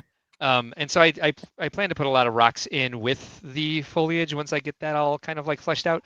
But look, I'm starting the eaves here, and that's what I spent the most time on. That? And I will say this: I love this. Yeah. I hate this. I mean, it's a little bit too thick for me. I wish I could thin that out, but because it's like, settle down. Because there's such a gap here, and I'm finding like the more that I work on this, the more I realize I can fill in some of these spots a little bit more with tile, and it's just a matter of making sure that once I know where these roofs sit, exactly how much space I can fill in. I thought I had figured that out already, but as I was doing this, I put a 1x1 Technic brick in here to like kind of grab this differently. It's really hard to see it from here too, because it's black in this lighting. It's not an easy place to see, but you can kind of see when I flip this back how much of a gap is there, which I can fill in more underneath here for sure. But I like where this in particular covers it. I wish it was thinner. It's thicker than the beams here. It doesn't make the most sense that there would be that thick of an eave on a house like this. But then where it goes from here is what confuses me, and I would say even upsets me the way that I've got it going. Let's see if I can shine some light on this so you can kind of see the nastiness. I mean, okay. Yeah, it's just using that clip. It's a very subtle angle that needs to change there. So what I like about the general shape of it is how it looks from a force perspective of the quote unquote front of it, because I like how it turns to the curve here that you see reflected in the windows. And then, kind of repeats here, but I don't know exactly what to do there quite yet because the transition's a little ugly again. You can kind of see, let me see how to do that. I don't know. I guess I like my eaves thick. Oh, do you? Yeah. Yeah. You like your Adams thick? I like my eaves. I was just about to, damn it. You and I share the same fucking brain nowadays. Yeah, I mean, it is, you're right, it is thick. I think the shaping is good though, and you're always going to have, it's cartoony proportions anyway, so it doesn't really bother me. It's really up to you if it's something you want to try to tackle, but I think it's fine at least. The other thing you could try to do is add something in the middle, sort of snot built, to kind of add some sort of additional depth to it. Yeah. Maybe make it look more ornate or something. I have a bin here of the wedge plates, the wing plates, to kind of like, because one of the things is the angle is correct here. Like that is kind of how I want it to go up. It should be a shorter curve, and then be more. I'm sorry. A shorter angle and then a sharper angle. I'm using the wrong geometry terms, but you know what I mean. I got you. But it's that gap right there, that little like boomerang shaped gap. Yeah. That I want to cover with something, and I don't want it to come out too far. I had tried some snot eaves like this with studs out, with the wedge plates, and it just didn't look right from the front. Like it didn't give this the right thickness. I like the thickness of this. I like the 1 stud wide. And I guess I'm just going to have to find a way to live with the fact that these are going to be so chunky, but maybe there's also something else I could do to this to like give it a reason to be that chunky. My first thought was to have some sort of like some design on there.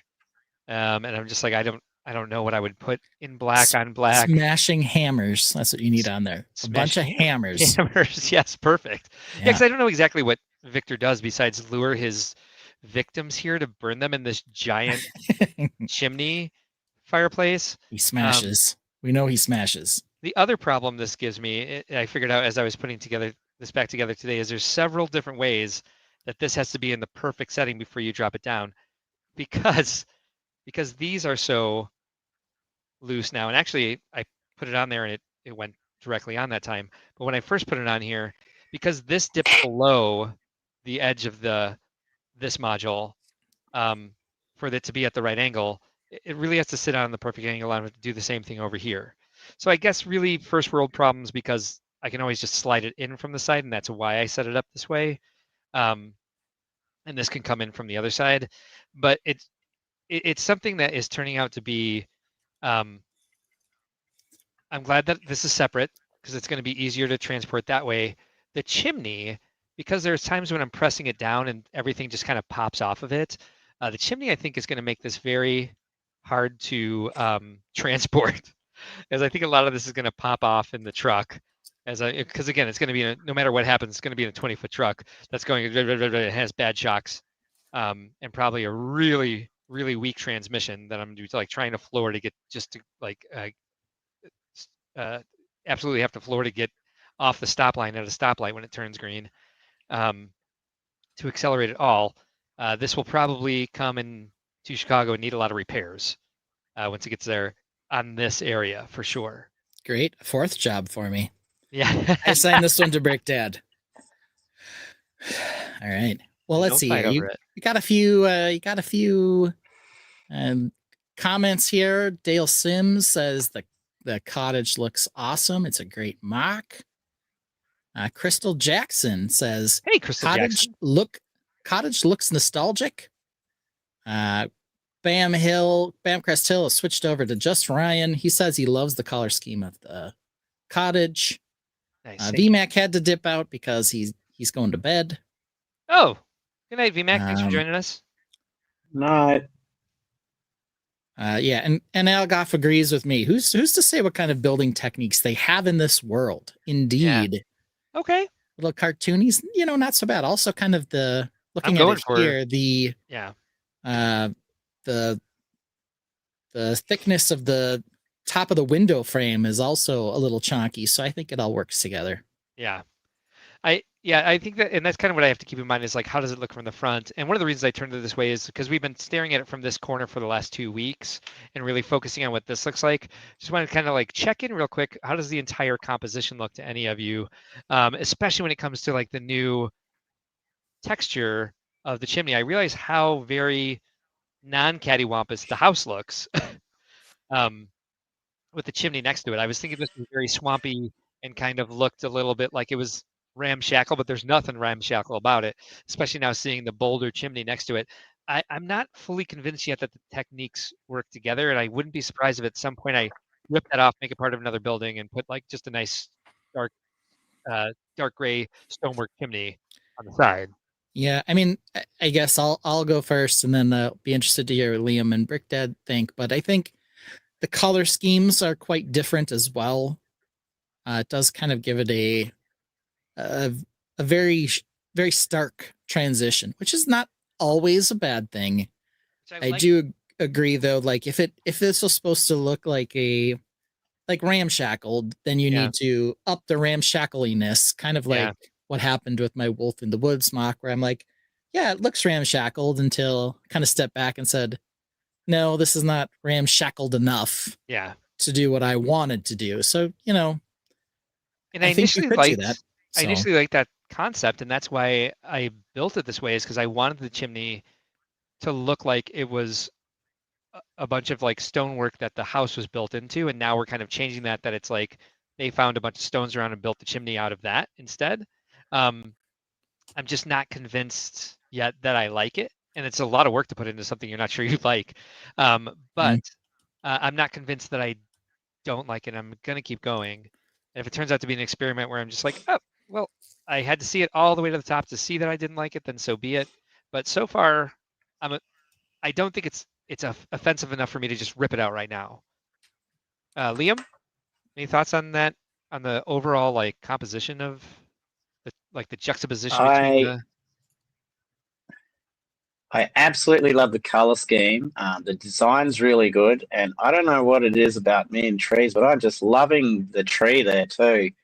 To get something so organic and normal to from something crazy like bricks, it's done really well. Oh my I God, really thank you like so it, much. especially with the Fabuland figures in there. Sounds like trees might be a good place for you to start with mocking, since you're so intrigued Maybe, by the. yeah. Yeah. It's definitely smaller than a ship. You could build you a gotta tree start and then small, cut but- it down so you could put it into your ship, Great idea, Ben. Mm-hmm. That looks great. It's fantastic. I got a quick question though. Yeah. Do you ever get into a situation where you've come to this situation here and you don't know where to continue next with the eaves or whatever? Do you ever just go, too hard and give up? 100%. Like I would struggle with that. Yeah, and that's kind of like, that is why I started. Ben and I had a meeting last week where I'm like, I'm going to put a lot of work in this, but I don't know if anything's actually going to be finished. He's like, well, show whatever you do. He's like, it's not about showing your best work, it's about showing the process. Mm-hmm. And like I had, Sure. I have sitting next to my desk the orchard house that I've been slowly working on. Like during meetings, I've got some pieces up there I've been tweaking. I'm like, I'll just put this on the table this week and find another place for Victor's hideout. And it's kind of like it'll never get done. I have in the other room, I have the blacksmith shop that I'm building as well, where I was just like, oh, I could do a lot on this because parts came in for it. And I was like, yeah, but then once you get to the roof on that, you're gonna have this issue, and you don't know exactly where to put your forge yet for it. And I'm like, so you're gonna have fun building the parts that are like, because this happened all relatively quickly, these walls, and then the roof has been a struggle, and the chimney's been a struggle, and the eaves have been a struggle, and it's just kind of like I can't put it away because the finishing touches and making it complete is the struggle. There's a struggle in the creativity. There's a struggle in the process, no matter how much fun it is. But when I hit the stride with the technique that I wanted for the chimney, I was having a blast, and I had fun this week too, even though I didn't have as much time as I would have liked because I'm so busy getting ready for Grand Rapids and had a bunch of had 1,000 different directions to run in this week. It's sticking to it, and like the more you stick to it, the more you see it through to the end, the more it remains fun because you're not going just for the escape. You're going for the intellectual creative challenge of coming up with what on earth in the geometry is actually going to make this happen. Yeah. So that's kind of like the long and short of it is, yeah, the frustration definitely hits, but I've learned to stick to it. This would be a week where I feel like I got this to the point where I always call it like the fit and start session of building, where that's all I had this week was fits and starts. But I had enough to show to see that they're like, hey, there's a concept going and it can go in this direction. I haven't come up with the solution for it yet. I'm not happy with how it looks, but I'm going to come up with the solution. And if it took 2 sessions of fits and starts, I got those out of the way before the next session where maybe finally something will hit. You know what I mean? Yeah. I've definitely taken a mock that I did not like. I put it to the side, sort of noodled on what the issue was, and come back and worked on it, and something clicks and it becomes one of the favorite things you've built. I mean, that happens more frequently than I'd like to admit. That kind of the big one I think in recent memory is the Ice Planet PC that I was working on. I built the frame on it, then I didn't know where to go with it. It was a functional frame for like ever. That thing was so cool. And then when I started working on the actual base, I hated that too. Like Mark was sitting there looking at it. I was lamenting what it looked like. And then I came up with this idea to use these large blue girder pieces on it. Completely changed everything I felt about it, like in an instant. So sometimes you just kind of got to stick with it and kind of pin down what you don't like and then sort of pivot a little, and sometimes it ends up turning out, 10 times better than you expected. Yeah, even someone like Ben, who just won Brickworld Master, goes through a lot of these fits and starts and goes through a long struggle of exactly what to bring. He wasn't even sure he was going to win. He was going to bring the dragon that he ended up winning Best Creature for. Yeah, it was not, it was on the, bottom of my list of things to get done. It was the very last thing, actually second to last thing I built. I built it in like 2 weeks after I had the head on that, had no idea where to go. Same thing. I left the head to the side for like 6 days just looking at it. I don't know what I'm going to do with this, But sometimes inspiration strikes when you're working on something else. It's okay to take a break, move on to something else. So Algoff says the struggle is what makes it fun. Yeah. So exactly. It's like looking at the connections puzzle. It's like you're confused and confused and confused. And if you close the app for a minute, next time you open it, you'll be like, oh, these 4 clearly go together. But just like you said, just like taking a break from it, it can totally refresh the way you see it when you get it in front of you again, for sure. I didn't mean to say you should never put it away if it's really frustrating you, but that's what I've learned is I used it almost as a crutch. I put it away too often and then never put it back on the table. I have a bucket over here. It's a tote, and it is unfinished builds. So they don't necessarily get broken down and put away, but they will get dumped in the tub. And and periodically I will grab something out of there and be like, you know what? I want to see what I can do with this. We need a song now for Brick Dad Builds. You're going in the tub. Yeah. Rub-a-dub-dub, grab a build from the tub. It's your turn in the tote, sucker.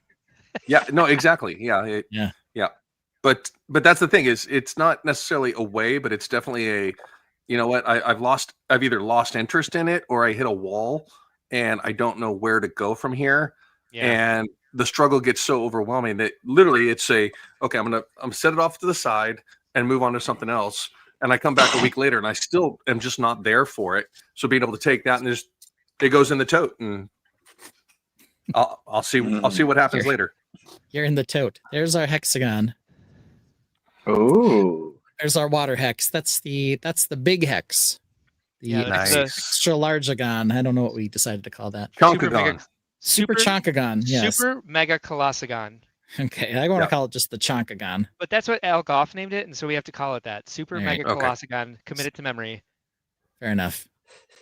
So yeah, you can't really see so well here, but this is all transparent on the sides. I have a giant K8, which is the shipping boxes that Lego uses. That's their largest box of transparent dark blue brick to fill this in once I get enough plate to fill out the bottom of that. We'll be doing transparent all over this bitch to make it look like water.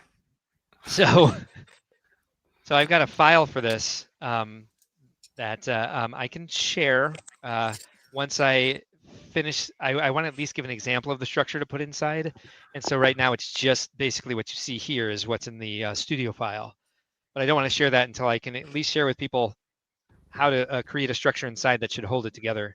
Yeah. But yeah, this is I worked on this for a while, and this is actually set off to the side because I have to work on the I haven't decided if I'm going to order blue plate or if I'm just going to go ahead and dig through the unsorted blue bin. That looks almost as fragile as my ego. Almost. It's pretty wiggly. I'll give you that. It does start as a wiggler until you get it all put together. Yeah. Me too, Chonkagon. Me too. It's a little thin. Yeah. But it's survived me moving it around all the time. So even had a 1x1 medium lavender flower stuck to the bottom of it, and even though it wasn't sitting completely flat, it didn't come apart anywhere. So nice.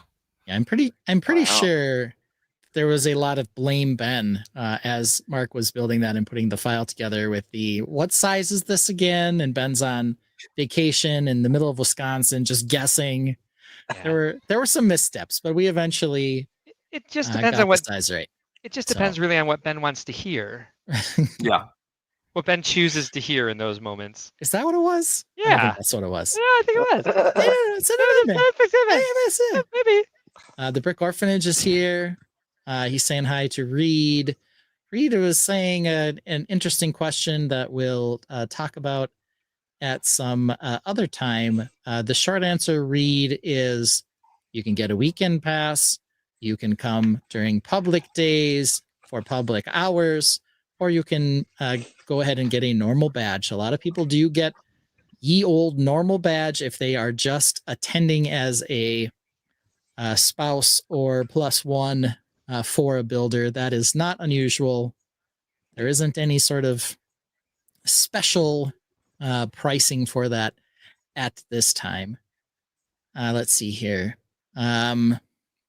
Roger Snow says, really like both the house and the chimney. Not sure they work together. Love the look and colors of the cabin, and the tree is great. Not sure the swamp would support the weight of the stone. That is a very realistic take on it, which may or may not strike a chord with Mark. I guess the idea is maybe there was a boulder sticking out of the swamp already and they stacked the rock on it. Maybe he'll get to the point where he agrees with you and decides that he just simply doesn't like it with the way it is. But I guess I've we'll lived down in Arkansas, So- southern Arkansas, and the edge of Louisiana, and I have some friends down in Louisiana, and I've talked with them about construction and stuff like that. And there is a very prominent thing that they will find the most solid piece of ground to establish a footing on to then build off of. So the reality of a fireplace being a freestanding fireplace and then having a house built against it in that case is very practical and realistic in a swamp. So yeah. I would say Victor is a Chicagoan, and he knows damn well the Burnham plan to build a city on a swamp. You got to put pylons in until you find bedrock. That's the only reason this city is standing, and some of it kind of tipping to the side. I'm looking at you, Marina Towers. Yeah, definitely a possibility. Yeah, I learned about that. Yeah. Did you Let's see have to here. raise up Chicago by like this much or something, or was it like meter? You had to raise the whole city of Chicago. They had to do quite a few things after the fire, which is why we have Grant Park, because that was kind of like a garbage pit. So they took all the debris from the city, from the fire, and threw it in that garbage pit, and then basically ended up paving over it. And that's why we have Grant Park, Millennium Park, and everything that's in front of Soldier Field and all that beautiful park space in the city is because it burned down once. It was during that time that they were figuring out how to build skyscrapers, because I believe we had the world's first skyscraper. Don't quote me on that, but I think it was a 17-story building in the South Loop. It's still there. I forget the name of it. But it was, yeah, in order to build on the swamplands, because it's right at the edge of the Great Lakes, so it's really not the most stable ground. They came up with a technique back in what years would those have been when we had the World's Fair here, 1870s, 1880s, how to drop concrete pylons down until you hit bedrock, because it is down there. Just need to find it first, and so yeah, the entire city is kind of built on that. Also, why we get heat buckling, potholes, all sorts of. We don't, so far we don't have sinkholes here. I'm gonna knock on wood because one will probably open underneath my house during this stream if I say something stupid like that, considering the luck that we've had with this house. But yeah, if you want to know more about that, I learned all this from a book called Devil in the White City. 1893, apparently. 1893. Okay.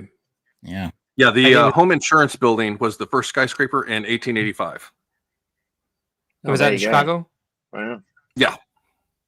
Awesome. Oh, see, Rye Guy agrees. 1885 home insurance building. Let's see here. I know some Alphonse stuff. says, yes, Mark, please share the file. Then we can try to scale down. Yeah, I mean, it scales pretty well. The hexagons and flexagons I've done have been based on 8 cheese slopes next to each other, so multiples of 8. So 8 is the triangle, the smallest one. 8 per side to make a 8 by 8 by 8 by 8 by 8. And that's not stud, keep in mind. That's the length of the side. So it's 8 cheese slopes put together. So it's not 8 studs. It's, some slightly larger version of that. But they're all based on that. There is also out there a Mills plate standard for hexagons that Moto's been working on. I have seen it. He is putting it in action as well. So there's one that snaps together I'm still sticking with the kind of standalone ones, just because they're sort of easier to push together and rearrange. But there are a few options out there. Ben, when are you going to put out instructions for your hexagons? Well, Mark's already working on one. I don't see any reason I need to do it. So. Oh, I finally found it. So I'm looking in my folder here for where I put the Flexagon file that I made. I couldn't find it, but I always come up with naming protocols so that it's easier for me to find. And I named this one Gon_super_Colossa. So apparently I wanted to categorize this by Gon. I think I'm going to go ahead and rename it Flexagon, so I know where to find it in the future. There you go. Ben, spell that for me real quick. Is it Flexa or Flexi? Flexagon? It would be A. If we're sticking with hexagon, then it would be an A. Flexagon Supercolossa IO. I'm going to go ahead and upload this to my to the Brickworld drive, and I'll drop a link in the chat. And if I remember, I'll update the description with it. And ask and ye shall receive. If you guys want to build a super mega colossa, that's the only one I have what's update item only. It's the only one I have a file for at this point. So hopefully we'll add more in the future. But I always say I'm going to do this that stuff. 24 per side, right? 24 of that length. I think so. There you go. There you go, YouTube and Twitch. Yeah, there you have it. And Twitch, yes. Yeah, all of our Twitch watchers get to enjoy this file as well. Yeah, yep. so all of them. Alphonse says, "Is Moto here?" He was lurking earlier. I haven't seen him. He does occasionally show up on Friday Night Bricks as well. We could certainly invite Moto to come on sometime. I'm sure he would, and he would definitely share the Flexagon stuff because he is definitely a community activist / leader like that. That'd be fun. Yeah. Why not? So Liam, this is your day off work, and you wanted to do some live streaming on the streams that you watch all the time. Having fun so far? Oh yeah, heaps of fun. Like, I've always wanted to chat to you guys in person. This is just absolutely wonderful. So this is fantastic, mate. So anything in particular that you might have wanted to bring up tonight that we haven't gotten to so far? MOCs at Brickworld. I'm just so excited to see all the MOCs. I've met a lot of friends online that are going to Brickworld, so I just can't wait to go there and just give everyone a big hug and have a couple of celebratory beverages and just check it all out. The nightlight thing with the MOCs as well. I'm really excited to see that. We get one little Lego convention in Tasmania, and it's mostly people just building their favorite sets and bringing them. There's not really that many MOCs. So, it's going to be a treat, honestly. It's in summer. It's going to be my winter, so I need to get out of this freezing place. Perfect. Right. Yeah, I would say get ready to be inspired. Like if just watching this gets your juices flowing about perhaps building something on your own, wait till you see these things in person and meet the people who build them and can ask them questions and talk about them. That's kind of been like the thing for me even now. I mean, it was certainly like before there was so much activity on YouTube and Instagram and TikTok where you'd see people and meet people and like sit on live streams with them and like get to know them that way. And then seeing them in person for the first time is an amazing feeling. It's like, it's really awesome. I can't wait. Yeah. I really can't wait. People you've met or known online or known of. Right. A real thrill, especially when you, if you start building, it's kind of its own, mock community outside of just the YouTube part. And it's really interesting when you meet someone who, you followed their builds or you like something they built and then they recognize your work too. I mean, that's really interesting. Yes. It's gonna be like that mutual respect. Yeah, beautiful. Exactly. Like I've never talked to this person and yet we already have a bond. That's something about social media is you get so much that is in front of the camera, but not the person. So seeing the person that actually builds all of this often doesn't happen. And all you see is their work and what they built and stuff like that. So to be able to actually be face to face with them, converse, talk, and have a conversation face to face totally changes the dynamic and puts so much more life and personality into this community and what we do. Yeah. Sure. Yeah, well then, if you don't have another super topic, we can get back onto our run of show because we have got through boats and buildings. Real quick, is Brick Dad Builds? Are you working on anything right now? Unless Brick Dad has something to show, I was going to say, because I'm so he will sorry. be in the boats category here. Yay! I'll just see myself out. I would like to say that I've been mocking up anything, but I haven't. I've actually been going through and trying to get all of my figures together for the mocks that I already have and the builds that I have, so that we can get everything manned up and occupied and ready to go. So, and this is just about a third of what I'm going to be using out at Grand Rapids, and I've got all my bits and pieces here of skeletons and other figures and stuff like that that I'm going to be putting into builds, and a couple small little ships just to complement what's going to be at the show. So, and if you can't tell what the theme of my build is for the expos this year, it's Harry Potter. Yeah, no, it's actually not Harry Potter. So crazy. It is not. No, it's actually so it's going to be a reflection on what Lego has given us ship-wise, for the most part, of what we have, as well as potential new products and ideas and things like that as well. So there's going to be a lot of opportunity to discuss ships. Mm-hmm. I would say from what I've seen, boats, if you would prefer. For boat, yeah. I think from what I've seen, this will be a Brick Dad chonkify my pirate ship theme this time around. That will be true, yes. Yeah.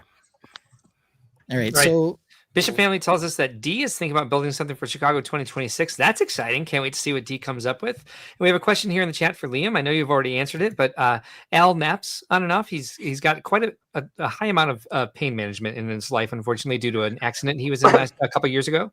Liam, what do you build? Al wants to know. What do I build? I build rebrickable models of sets already built, but yeah, I mean, I'm not really a mock artist. I just really love to appreciate it. Yet. It overwhelms with how good some of this stuff is, Yeah. Hey, well, that's one of the great things about Brickworld is you'll see a variety of size of mocks. You'll see a variety of skill levels. You'll see everything. And sometimes the thing that inspires you isn't the giant 16-foot tall Tower of Orthanc. It's some little tiny tree or some little tiny spaceship off in a different corner of the place. Your favorite mock doesn't have to be the biggest thing, and that's always been the case when I've gone to Brickworld. So I you don't need remember to be intimidated. Just join in. I remember seeing pictures of, maybe it was a tiger, and it was like a huge mural, but the tiger's all these little intricate pieces, and it just makes you step back and it's like a tiger, but you look forward and it's just all these little pieces everywhere. Amanda Pugh, that right? looks amazing. I don't know if she Great did that piece one. usage, yeah. But she's certainly. I think there was a couple people doing that. So yeah, there probably have been for sure. Yeah, and so Liam does like pirates as big well. Pirates fan, yes. Yeah, so does Brick Dad, and I'm building a love ship. The pirates. We've all got boats going right now, except for Mark. So Mark, you got to get on the boats. Not Black Pearl Captain Jack Sparrow ship. Would we possibly end this year classifying it as the year of the ship and not the rover? Good question. Good question. For sure. We had the Endurance. We've had the Captain. That was Jack last year. Sparrow. Well, it's close enough. I think it's close enough. We had a rover this year too, so we're swapping. Yeah, we're also definitely going to be getting a spaceship of non-Star Wars flair soon. Ooh. And the year of the ship. Yeah, we'll talk about that a little bit in close calls. There might be a close call on this topic later. Ooh. All right, so can we talk about news quick and then maybe take a Mark bathroom break because it's really bottom of the barrel on the news here, and then we can get into our silliness. Absolutely. Perfect. So on our news, which is almost nothing, we've got. What do you even talk about? Yeah, we've got this right now. The hell is that? So build a minifig. Build a minifig. We've got Halloween. They always do end up releasing some exclusive stuff and build a minifig if you are near. This The hat, I think, on this little girl was a D&D. The witch hat was a D&D mold. This is a recolor of that. We've also got another mummy. There are several mummies out there. This guy could also, I guess, double as a well-bandaged patient. I don't know. This mummy is actually kind of unique because he's a brown torso and brown legs with white bandage printing all the way across him. So it's not a white torso with black and white printing on it. It's a tan torso and tan legs. So that's a little unique of why they went that route. Yeah. Then we've got a ghosty ghouly lady here. I think she has a dual-sided head with this. She does. That is correct. Water splat piece that's now a ghost. I don't know. Yes. But correct. Very cute looking. The only other bit of actual news is there's a new Lego minifigure visual dictionary. The DK Books releases these all the time. The big attraction here, though, is the figure. Yeah, which is this crazy B for Black Sean guy. That is a heater figure. It is an absolute heater the leg figure. Printing. Yeah, I think it gets one of these. Apparently, for sure. Alphonse says Sanderson's sister's hat that was in Dungeons and Dragons as well. Okay. Brick Orphan, it says, is the back of the mummy printed? Oh, this he is, yes. I don't have the mummy with me, but I did take a good look at it. This is the back of the ghost lady with her skirt, which actually has printing on her dress skirt. So she does have. Oh, look at that. Oh, yeah. She does have back skirt as well. Oh, nice. And then the front and the face, which is a dual molded, or not dual molded, but dual printed. So you have the regular smiley face there, and then the back print is a winking face. Oh, interesting. Oh, okay. So, winky guys. Yeah, it's to keep you from thinking she's too scary. She's just mostly scary. Yeah. But that mummy one. That mummy one, could you use parts of that to make it look like a hospital patient in care or something like that? Or? Yeah, you very well could. There's some hand accessories that are web bandage hand accessories and stuff too. So yeah, you could definitely do a full body casting look of the character as well. Yeah, so there's the back printing we just mentioned. Here's the mummy. There he is on the back. There we go. Yes. And there they are with sort of other mummies. Alphonse calls that the choir face. Yeah. And then there were a couple pictures of the little girl, a witch as well. So. And the mummy's head is only one-sided because of the bandage wrapping around the back. A lot of people want us to talk about, though I don't think we have much to say about it. As many of you know, Bricklink and Lego, they are now the same company. They are merging your Bricklink account with your Lego account. Apparently, it's been a bit of a mess, but they're still working on that. So I'm sure you'll see more information as that continues to be a thing. The only thing that was a mess for me is after I merged my Bricklink and Lego account, I got kicked out of LAN.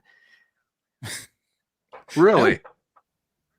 I didn't know Can't you were access in it. For Annie, I'm not an For the ambassador. Yeah, Gotcha. I'm not an ambassador, but that's how they communicate with the AFOL networking events. Which, by the way, doesn't mean influencers. It just means we're an event where AFOLs can network with each other, which doesn't mean content creators. It means people. It means AFOLs. Yeah. Just in case anyone was confused. Yolo says I had to make a new Bricklink account because it was broken. So I don't know. Yeah. So Bricklink and Lego merging the accounts. They've been talking about it for I don't know how long, and they're finally working on it. And there's always integration problems when you do something like that. So I know last time I logged into Bricklink, it asked me when I was born. Yes, and it had this weird it made the the numbers out of bricks, and it grew. Yeah. I'm like, does that say 1976? I can't tell. Yeah, it did it to me too for the and built it for you, and I was like, stop, just give me the numbers. I'm pretty sure that's what I typed. Yeah, I have. Kicked out of LAN is worse than the constant pop-up agreements. I'll get back in there when I can. It's not something that I do. I don't check on it every day, It's not we don't engage with the land the way ambassadors do, or RLFM, organized Lego fan. Yeah, RLFM. Alphonse says necessary. Alphonse says, I created a brand new Lego account and merged that, so they are different. There is a thing, if you had a store as an LLC, you might lose your VIP points, so don't risk it. That's interesting. I merged and changed my Lego nicknames so that the nicknames go live. I have something that will go through without issues. Okay, I don't know what that means. Asks you your age at the beginning to verify cookies, like in every page. So yeah, there's issues. Not every page asks me my age to verify cookies. I'm sorry. It was just one page. One, though I logged in 2 different devices. Both of them asked me my what year I was born. Yeah, but that's very clear. That's very specific towards Bricklink. When another site asks me to verify to accept cookies, it does not ask my age. Yeah. Ever. I do always get asked about the stupid cookies thing. Here's a tiny bit more of news. I was on BrickBabe's live stream today, and they were talking about the new Animal Crossing GWP. And I was like, what? I haven't seen this. Not new. No, correct me if I'm wrong. I didn't want to get into it because I was already derailing the chat and being a mansplainer and needed to pull myself back because I was just like running in and saying things, and I was being in kind of like rare form insensitive. They're just so much fun. I just want to have the conversation with them, but I was just like, oh, look at you. You're literally mansplaining. But was this not actually available for purchase recently? Yes, this is a commercially available poly bag that you can find at Walmart's or normal retail sales locations that they are now using as a GWP because of the overstock. I am going to suggest this is a bad sign for Lego Animal Crossing. They're like, sure, this is now a gift with purchase. They need to get rid of it. They've got too much of it, as you just said. And that's what I was afraid of. People aren't buying Animal Crossing. Yeah. That's not a good sign for new SKUs. And they kind of did the opposite with the Maple Poly bag. At first, it was GWP, got lots of hype. Then they moved it over to sale at retail. Then eventually they were $1.50 or something when they were, reaching the end of their time on the shelf. So who knows? All right. Alphonse says in the merger FAQ, there's a thing about registered businesses do not qualify for VIP points as per Lego's terms of service. Well, I'm just Mark.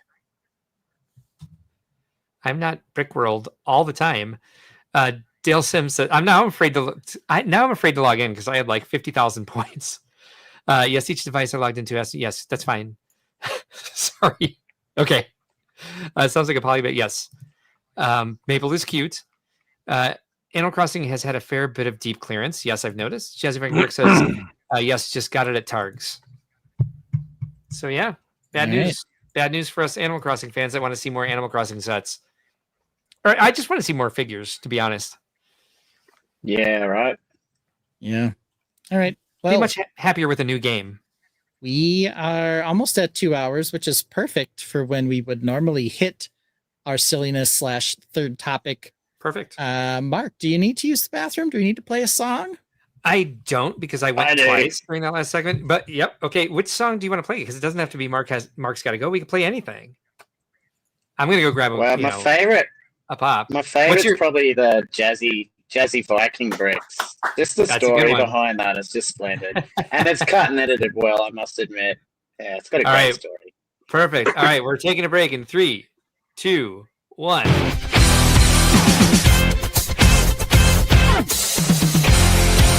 Ben and Mark made a new best friend when jazzy Viking bricks joined the Tainted. She likes Lego and Animal Crossing too. Makes amazing comments all the way through. She makes them laugh, lights up the chat, making fun comments until the show is wrapped. Then why did Mark banter like a total effing jerk and delete all the comments like an evil effing jerk? Mark been jazzy Viking bricks like a total effing jerk. What the F is wrong with him? That total effing jerk. I think I just accidentally banned somebody. Jazzy Viking Bricks was banned? No. And their comments were removed. Jesus. How do you unban somebody? I don't know. I don't know. Crap. How'd you do that? I don't know. Seriously? What the hell just happened? Oh my god, this is terrible. This is so. How did this happen? This is the worst thing we've done. Yo, I don't even know how. I don't know. Poor Jazzy. And we love her.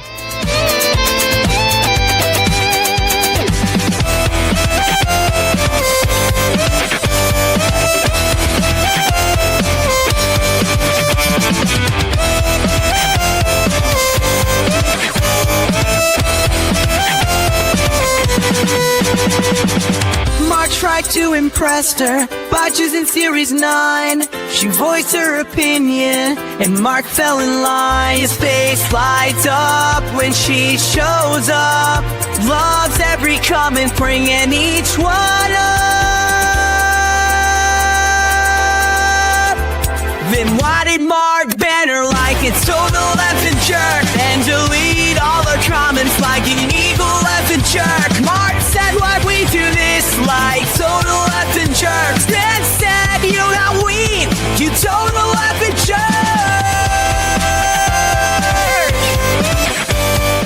And then barf in the bad way that we.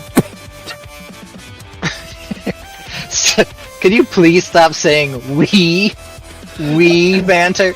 I don't want to hear that again. Mark Ben Jazzy Viking Bricks like total effing jerk. What the F is wrong with him? That's total effing jerk. That's total effing jerk. That's total effing jerk. That's total effing jerk. That's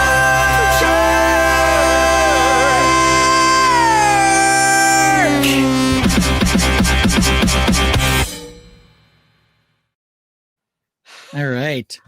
Total effing jerk, one of our top dog songs. It's great trying to find it, of course, because it's titled Total effing jerk. So, you know, if you're trying to find JVB, if you're trying to find Jazzy Viking Bricks, you got to know that the title is Total effing jerk. It's the one where the thumbnail is an Animal Crossing screen cap. So there you go. Yeah. Will I meet Jazzy at Brickworld? Yes, it's also her first. Will I meet? Oh, really? Yeah. Oh, that's great. That's great news. Her first time going and your first time going, so you certainly will. Yeah, fantastic. Yeah. Yeah, you'll almost certainly meet a few Australians, though we might not have Team B there. We pretty much always have Crystal. So you'll probably, and at every show, I always hear a couple of accents from down under that pop up. It seems that the Australians love Brickworld Chicago, and now we're gonna get some get ourselves a Tasmanian as well. So perfect. I'm a big fan of Lego Team B. His what do you call it? His habitats with the video, those box. I don't know if you saw any of those, but they're actually really well done. I like those. Yeah, I don't know if Team B is indeed the team of both Chris and Justine, or just Chris. I think they both chat under Lego Team B. Yeah, but they're both really fun, both really funny. They love to bring us some Australian treats when they come. So we always get some Tim Tams and some other stuff. So what should I bring, guys? You're not required to bring anything, but if you want to bring us treats, we'll always take them. So whatever's local and fun to Tasmania. Yes, people will certainly appreciate kangaroo jerky. Ooh, yeah, for sure. Oh yes, absolutely. I imagine it's tough because those bastards. Oh my god, I've seen some videos. What the hell? It's scary. Mayo's here. Kick hard. Thanks for joining us tonight, Mayo. Jazzy confirms. Yes, Liam, can't wait to meet you and everyone in person. Yeah, we can't wait to meet you either. Our bestie who we banned. Yes. Our bestie who I banned. But she's back. Yeah, we had a whole talk about we versus I this last week. It's an interesting topic. All right, so our silliness segment, less silly, but maybe not. We called it bands. We'll see. Do we want to start with the what will apparently be the far more boring thing, which is what I intended for us to talk about. What do we want to start with you, Mark? No, we should definitely end with me. All right. So, if you don't know, and Tainted, you can play along, of course. Lego does attempt to give you price banding. Part of the reason that I came across this this week is that we were looking specifically at having some funds in our Lego user group. And so we were basically had a limit. So you can sort by price limit to kind of find what's in the various bands. But Lego themselves has price ranges that they've sort of recommended. And they're a little arbitrary, perhaps, but they're gifts under 25, 25 to 50, 50 to 75, 75 to 100, and then just the generic over 100, which is like all of the sets these days, right? So we might do more than just over 100, but they're just five price bands, I guess, that Lego sets. So I thought we could try to find what we think is kind of the top dog set in each of these bands, and we'll put them on a list so that people can see what's the top dog in each band. And so what I did is I went to the under 25. I removed, for anyone playing along, I went to a product type and just put sets. That way I don't have storage and decor and accessories and keychains in there. And then I sorted price count high to low, because I think we're going to find some of our best bangers with the higher price counts in some of these. That it might not be true. I guess we'll see. But I was immediately drawn when I did this to the $15 cherry blossoms. It's the highest piece count in the entire range here. It's only a $15 set. And this is one of my go-to sets right now when I need plant pieces, because it just has a ton of great ton of great brown pieces in it for making foliage. Let's see what else we have here. So you guys stop me if you see anything here that you're a big fan of in this price bracket. Right now, the leader, first one is Cherry Blossoms. Let's see if we find anything that we think knocks it out as we scroll through here. Cross Airborne Customs is voting for that kitty cat. Kitty cat is cute. Hedwig. All right. That's a no. Translucent Battle Pack. That's a good one. Yes, the $25 magical transparent box. Also a very good choice. The money tree definitely hits the list if you're doing anything like farm or garden or something like that, because you have a lot of pumpkin pieces, a lot of vegetation, and green and brown and red, which is much better than white. Alphonse is voting for the Ankylosaurus. There he is. Bumpy. Cross Everyone Costume says meow.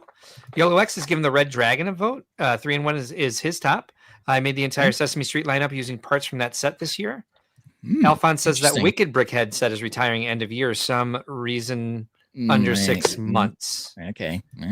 Well, it's stupid. That's why. Right. Are you voting for it, or are you just saying it's retiring? Because I can see You're why. just letting us know it's dumb. I mean, that's up to you. Liam, any favorites in here?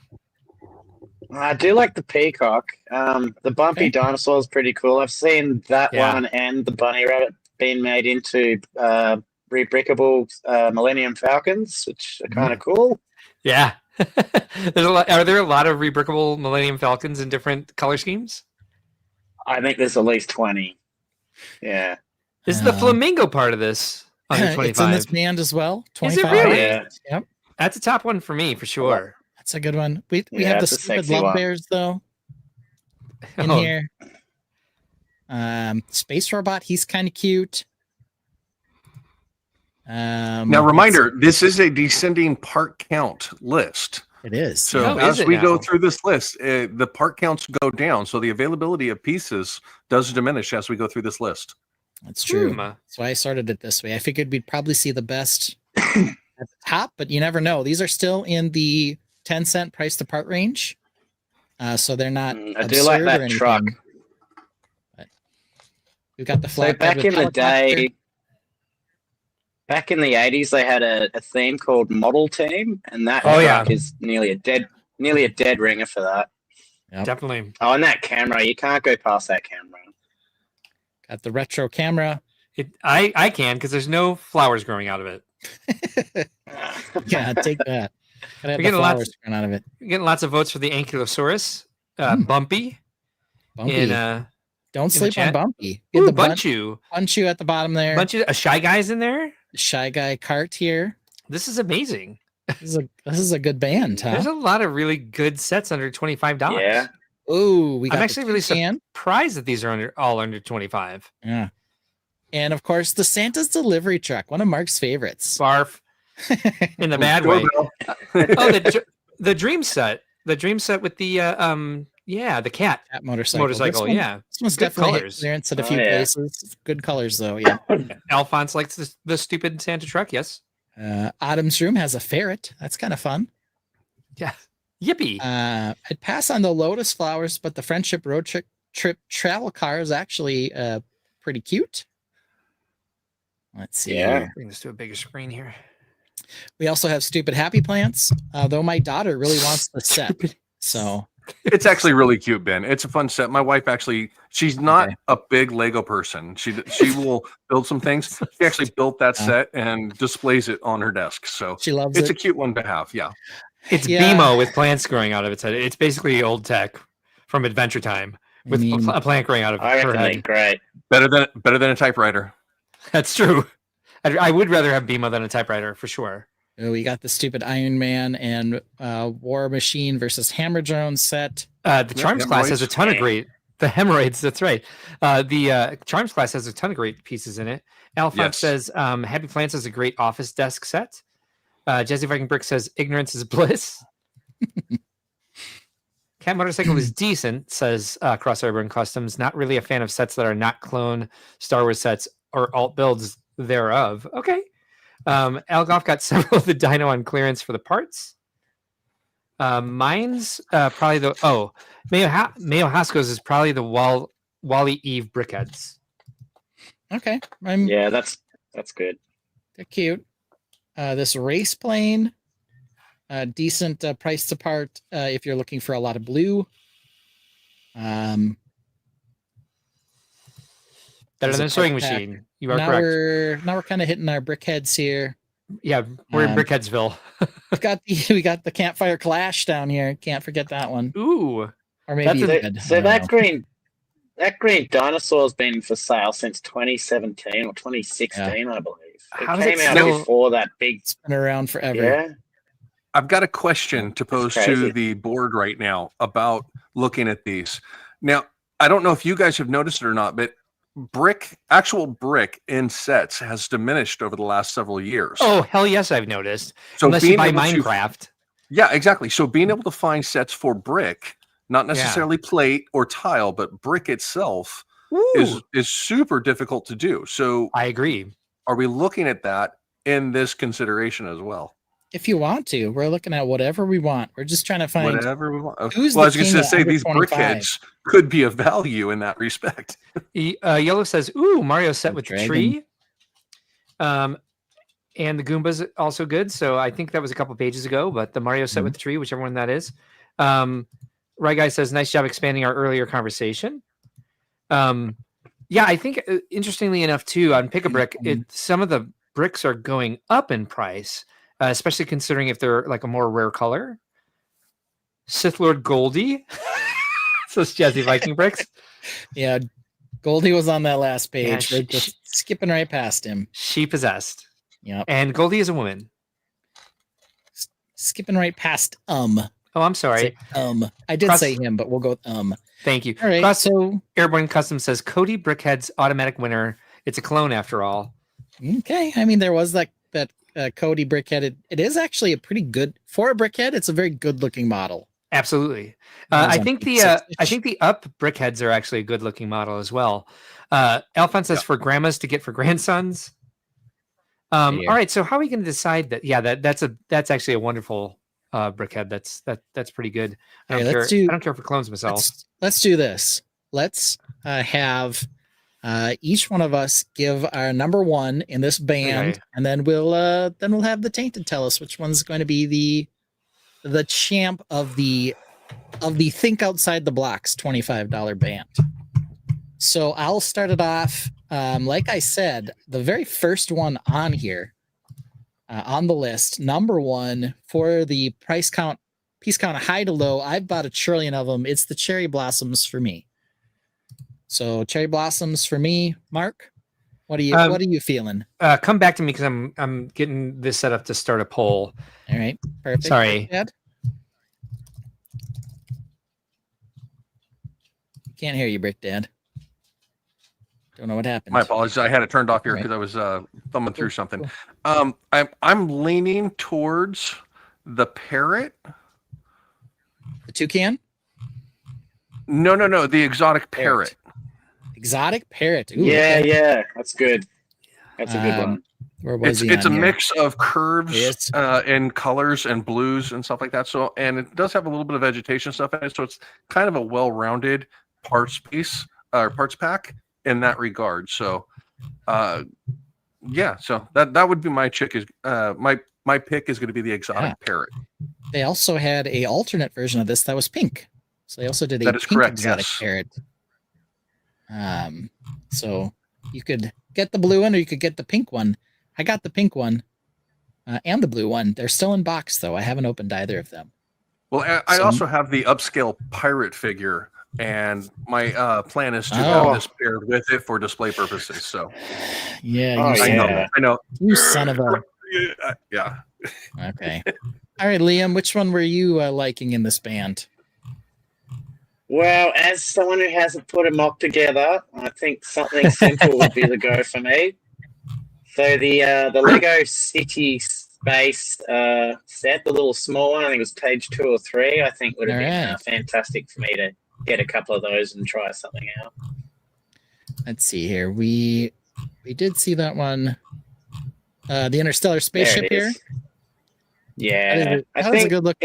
I could make something with that. I think I could do something with that.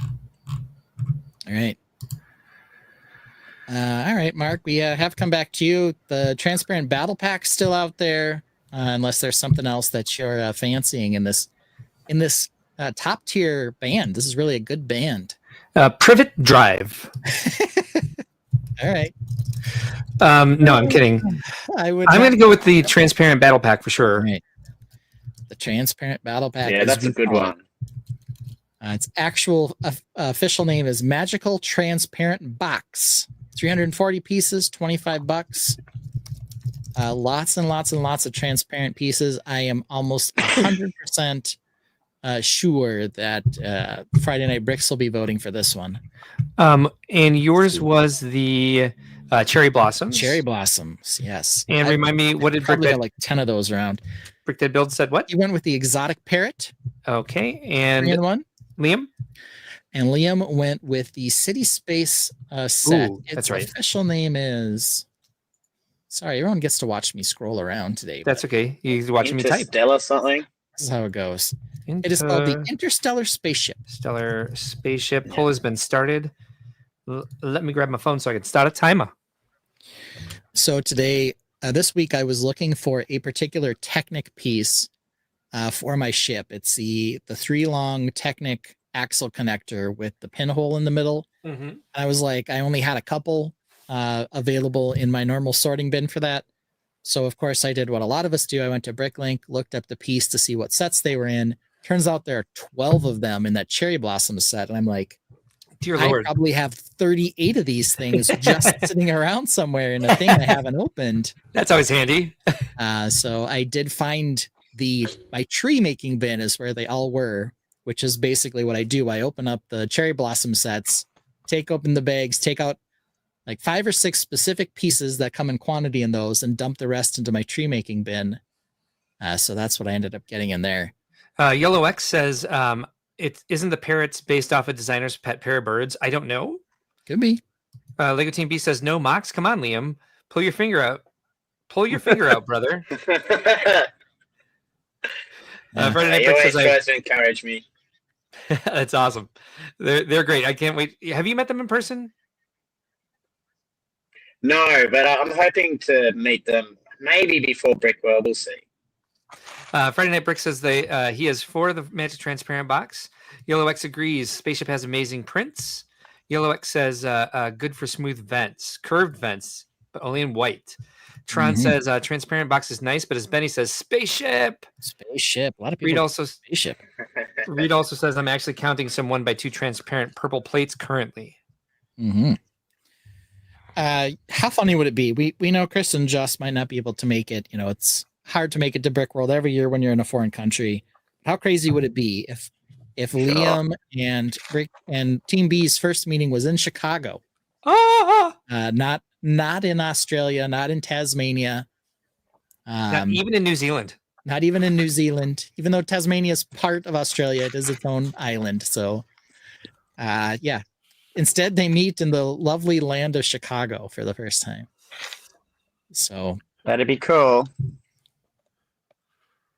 Reality, let's go as far from home as possible so we can meet. Yeah, we're only halfway around the. I mean, you go any further and you're on your way back. Yeah. So, yeah. So there you have it. He's only a 20-hour swim away. Funny that you know that. I love it. Through shark-infested waters. Yeah, I would say, depending on who's swimming. Some big sharks in between there. And what the tide is like that day. Jeez. We do know that Australia's got a lot of deadly predators, lots of scorpions and snakes and such things. How about Tasmania? Has it got all the fun killer insects and animals there too? Yeah, like less so like crocodiles, but we only have 3 species of snake and they're all deadly. So yeah, okay. All the spiders here are pretty tame. There's only one spider that's deadly, the Sydney funnel web. So luckily we don't have that. Yeah, interesting. All right, the poll has ended. We do get. Oh, go ahead. We do get huntsmen that big though. You get what that big? We get spiders this big. They're called huntsman spiders. Yeah, and they jump off the wall. Yeah. I follow a number of nature accounts on Twitter, and the spider ones are the ones I scroll away from the most quick. And I catch spiders in my house and put them outside. Like I'm not afraid of spiders here in the Midwest. I am afraid of your spiders. They're terrifying. All right, so the poll has ended. I'm afraid of your spiders. Are you? Why is that? The brown recluse spider. If that bites you, it's got an enzyme in it that just keeps rotting your skin away. Oh. And your bone. Once back. it gets to your bone, we have one of our vendors had to have a toe amputated because he got bit by a brown recluse. Yeah, Brick Dad, what's up? I actually have been. I've been bit by one. Yeah. I've got a sore right here, a scar from it. That the scar is about that big around from it. Yeah. Lego TV admits they're not going to do the swimming, and they also don't want to walk in the grass in Florida because Florida's probably the worst place. They do have them in the Midwest. They are around here. Yes. You don't see them as often. They are. You don't, and they are reclusive, so you don't tend to run across them unless it's you got to walk into their territory for them to bite you. Anyway, the poll has ended, and it's a tie. Magical Transparent Box and Interstellar Spaceship have tied at 29%, followed by the Exotic Parrot with Cherry Blossoms at last. However, this was a close call because it's 29% tied for Magical Transparent Box and Interstellar Spaceship. Exotic Parrot came in at 24%, and Cherry Blossoms got 18%. That's with 17 votes. That's all pretty good. Yeah, that's not bad. Yeah, so lots of good choices in there. I totally understand that those two are bangers, I guess, for what I build. This is a clear champ, but if I did want an actual set, like something I was going to display or play with or try to build my first mock that wasn't a plant, some of those other sets might be a great choice. All right, let's go to the next band. Let's do it. Let's go price range, and we're going to go to the 2 little gold 1x1 rounds here, the $25 to $50. When we get into this one, we'll do the same thing. We only want to see sets.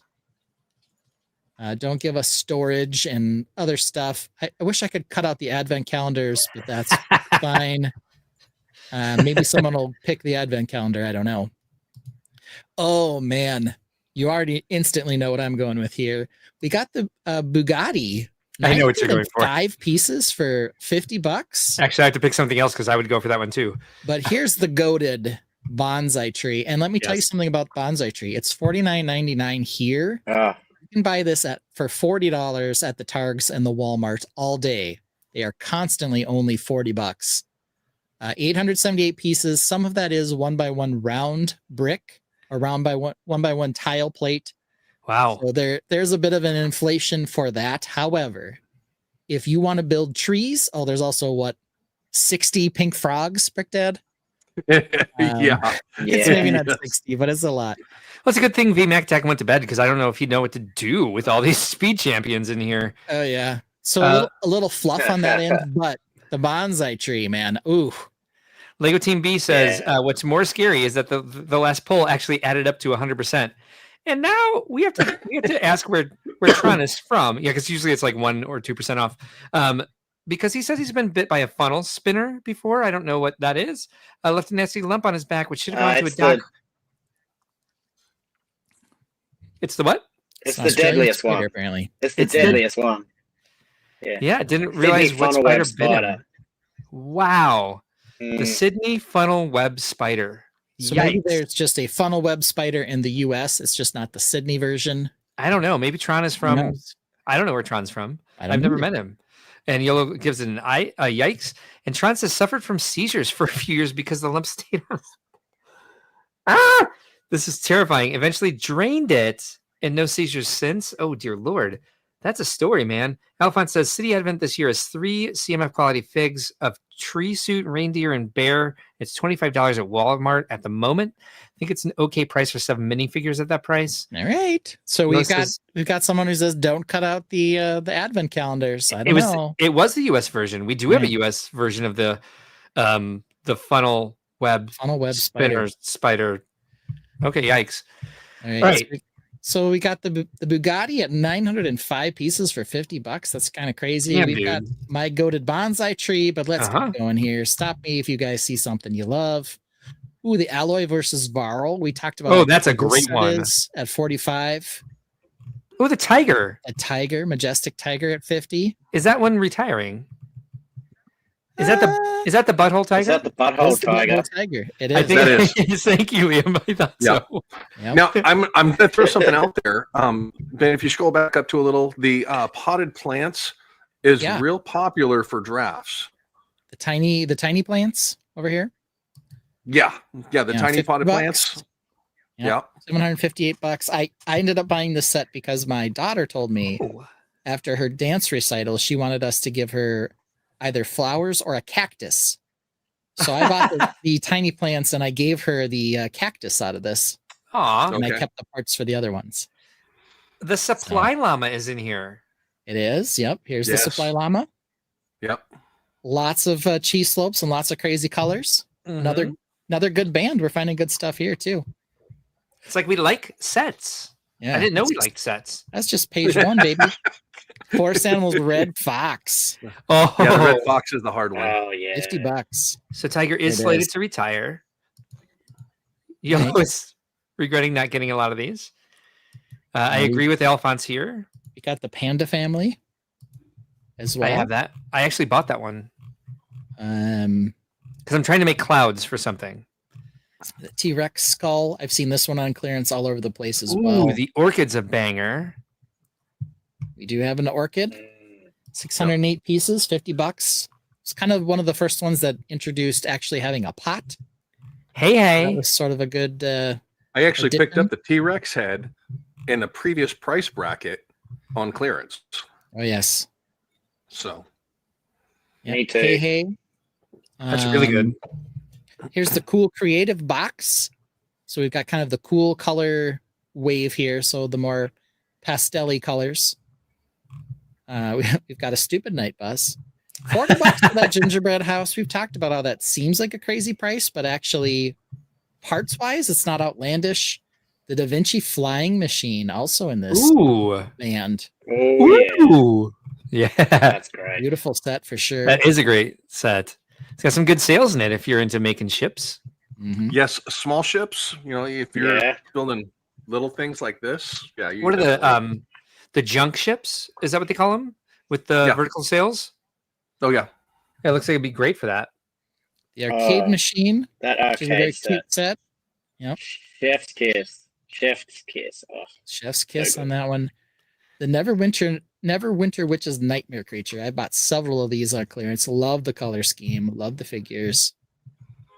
Price to part at regular at $45. Not amazing, but lots of cool pieces. Lots of figures. Yeah. Let's see here. Let's hit page 5 here. Some more creative boxes. So lots of different parts options. We have some good friend sets in here. It looks the like. Heart Lake City Cafe is really good, actually. Yeah. Yeah, that's a cute one. We've got the sea animals. I found several of these on clearance at the Walmart as well. Actually, if there's a highly inoffensive Sonic set, it's this Super Shadow versus Bio Lizard. Lots of orange. Actually, kind of looks like an interesting looking salamandery creature. The baby 2 gold versions elephants. Oh yes. Yeah, I guess what's interesting about this one is it's like intended to be like a gender reveal set, which is a little unusual, but it's super cute. Absolutely love it. Got to get in the gender reveal game. Yeah, we got the potions class over here, Brick Dad. Yep. We've got some cool, cute molds in here if you want to build something with chemistry and exploding. Yeah, parts and great for whatnot. castle. Yeah. Arches and pieces for that as well. But yeah. We got the unicorn castle. The herbology class. We do have Isabel's house visit at $40. The ukulele, one of our favorite flowers on things. This kind of started it all. That 3-in-1 there, yep. I don't. That's good. Retro telephone. Okay, I mean whatever. Where's the flowers? I love the look of this Cruella car, but $50 for 378 pieces. You know, could have been better. There's Brick Dad showing us his telephone there. He's talking on it. It's actually a pretty flexible, nice little set. Yeah, look at that. Did you know this, Mark? Did you know that I can push this button here and maximize and minimize people now? Yes, I heard this on Brick stream. All right. Yeah, that's what I did earlier by accident. Aha. All right. All right. So I think those are the highlights. Now we're starting to get into some page 7 here. Looks like there's still a few bangers here and there, but we're starting to get crazy on the price. Ooh, the Black Dahlia set. Typewriter with flowers. Typewriter with flowers is in there. We've got the Spider-Man versus Sandman final battle. Block. That's right. Reindeer battle pack. Yeah. In here as well. I like that everything is awesome set too. That is a good one. Bamboo. Everything is awesome one. I think it was on the last page. It was. It was on 7. Yeah. It was at the bottom of 7. Able Sisters is probably one of the better Animal Crossing sets. Cat Birthday Party in Treehouse. That's a nice looking set as well. Yeah. My daughter totally would be into that one. Jungle Explorer Off-Road Truck. It's got a tiger in it that looks good. Interesting color scheme on that. A lot of good stuff in here. Space Explorer Rover and Alien Life. We're back to the Rover. You're the Rover. That was a decent Rover. It did come out. It did come out last year. It was a last year set though. Yep. Jedi Bob making an appearance. So anyway, you guys already know that my number 1's going to be that bonsai tree. Love it. $40. Again, 2 series in a row where I'm going hardcore on the botanical tree building parts. But I've got to go with that bonsai tree. It is one of the greatest sets of all time, in my opinion, for what I build. But let's hear from you guys. Let's start with Liam. Liam, what was catching your fancy?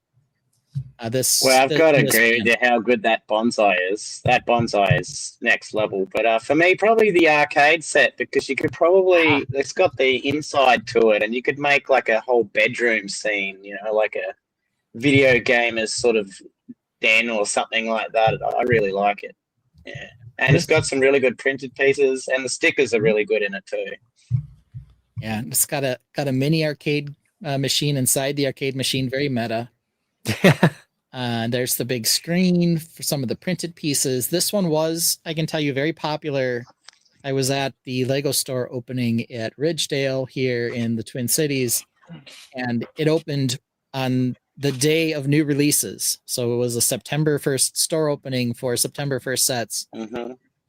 This was hard to find. It sold out very quickly first day. Looks like it's so refreshing to see. It's so refreshing to see something that's actually like it's good value for money. Like you're not getting ripped off with that at all, even if you full price Jones it. Yeah. Well, this one hits a nostalgia point for so many people and stuff like that. The arcade version that people remember and stuff like that. So a lot of red though. So did you get the Pac-Man brick there? Not as much gold. I'm sorry. Did you get the Pac-Man set?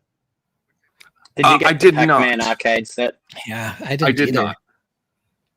It's a good set, but it's a little overwhelming for my displays and stuff like that. And I don't see parting it out. It would be a set that I'd want to build and have on a shelf. Yeah.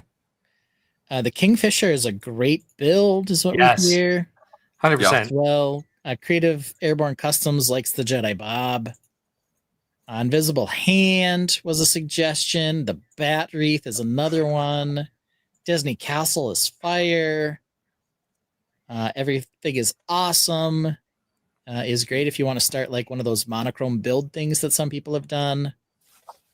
Let's see here. This price band, I got 2 times the Mono House for $35 at Sam's Club. They also had Bamboo for $18. So we've got some good deals if you're shopping Sam's Club as well.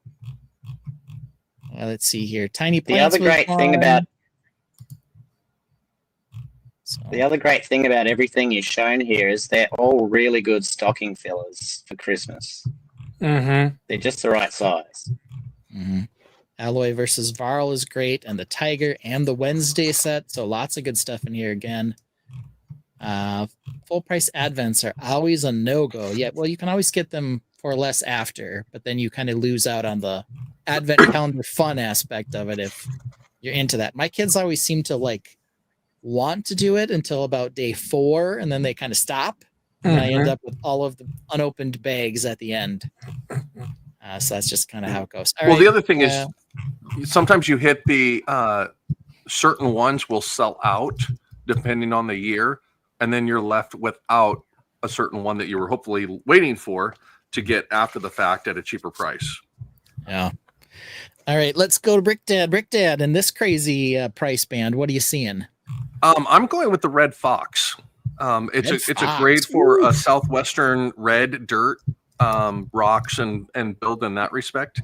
So the earth colors on that is definitely, that's page 2, second or third one. Yeah. This, of course, won the 2024 March release Madness. Not easy to find at the retail stores. Disappointingly, Walmart and Targets don't carry it. But absolutely amazing color scheme if you're into this.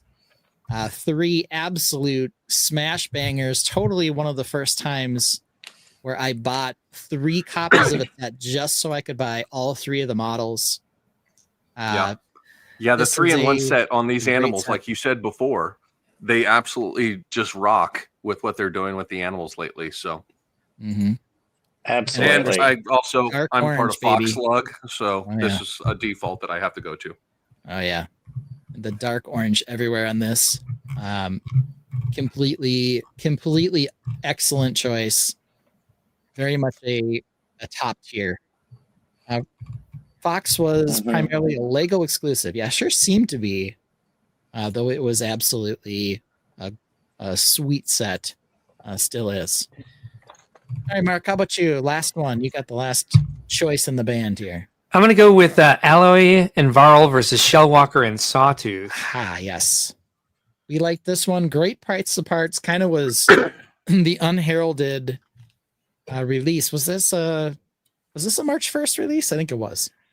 I don't remember. I think it was. I think it was in our was. It wasn't because it was one of the ones that we added back in because they didn't actually have it in. Like you had to search for it to be able to find it. Yes, this was a late entry. Yeah. think something else got kicked out, and I was like, "Oh, this didn't even show up as a new release." There was a little bit of back and forth with a bunch of stuff with the with what we put in the bracket for sure. Yeah, they had some slightly tricky things in all of that. I think the other big trick there was that the T-Rex fossil was super late in coming in. We were already about to start the bracket when they announced it. 100%. So, Yep, there was some drama at the beginning of the tournament this year for sure. There was, and I think we had to kick out one or two of the F1 sets because they weren't March release for some reason. They were just stupid. So. No, I'm kidding. Right guy says, they were just bad, so we just got rid of them. Right guy says, Horizon is such a great game series. Would love to see larger scale models soon. They don't seem to be doing too much with it. I think we had two sets. We had like the giraffe thing. Yep, the tall neck. The tall neck. Mark, I will say they're not using their pieces or their sets for GWPs though, so that is a plus still. Yeah. Good point. Good point. They're not like, oh, quick. I think I think Alo is just such a great heroine for today's time and age too. It's such a good game. So yeah, big fan of Aloy. Yeah, I would love to see more of these games get Lego versions. I know they had their trouble with whatever Action Blizzard Entertainment that we talked about last week with Blizzard. Activision Blizzard. There we go. What was the name of that game? I want to say Fallout, but that wasn't it. It's polls done. It was the second one. They've done was two it the of those. Space one? No. Man, I can't remember now. I got so many of the first set, and then they had a hamster. It had a hamster in a mech suit. You know, it was yes. We just talked about it last week. I'll look up the slideshow. So the poll is over. And for the $25 to $50 band, Red Fox wins with 37%, with Alloy and Varl coming in at 27%. Bonsai Tree came in at 18%, tied with Arcade Machine for 18%. Overwatch. Yep, there we go. Both got it. Yeah, they had some good Overwatch sets, but then Blizzard bricked the bed. Overwatch, right? It did brick the bed. So, all right, so there we have it. Let me see here. So under 25, we had a tie. We were close call, but Red Fox, and I don't blame anyone. Red Fox, totally a goated set choice in that bracket for sure. Okay, I have to out myself here and say I would have picked the Bonsai Tree, but yeah, me too. They're both great sets. Same, but we wanted to give choices, so exactly. Gotta give them. All right, so now we're going to $50 to $75. There's backpacks in this range, but we're gonna cut those out. Only 3 sets? That can't possibly be true. It's not. Let me try this again. I guess I just clicked the wrong thing. 139. That is a nice Santa. That seems pretty wrong. You are correct. It is wrong. Right. There's at least 10 pages of this. I'll fix that. Okay. I got it. All right. So Good Fortune, first set in here. 1,000 pieces, marked down to $62.99. Only reason it's in this bracket to up to 75 is because it's on discount.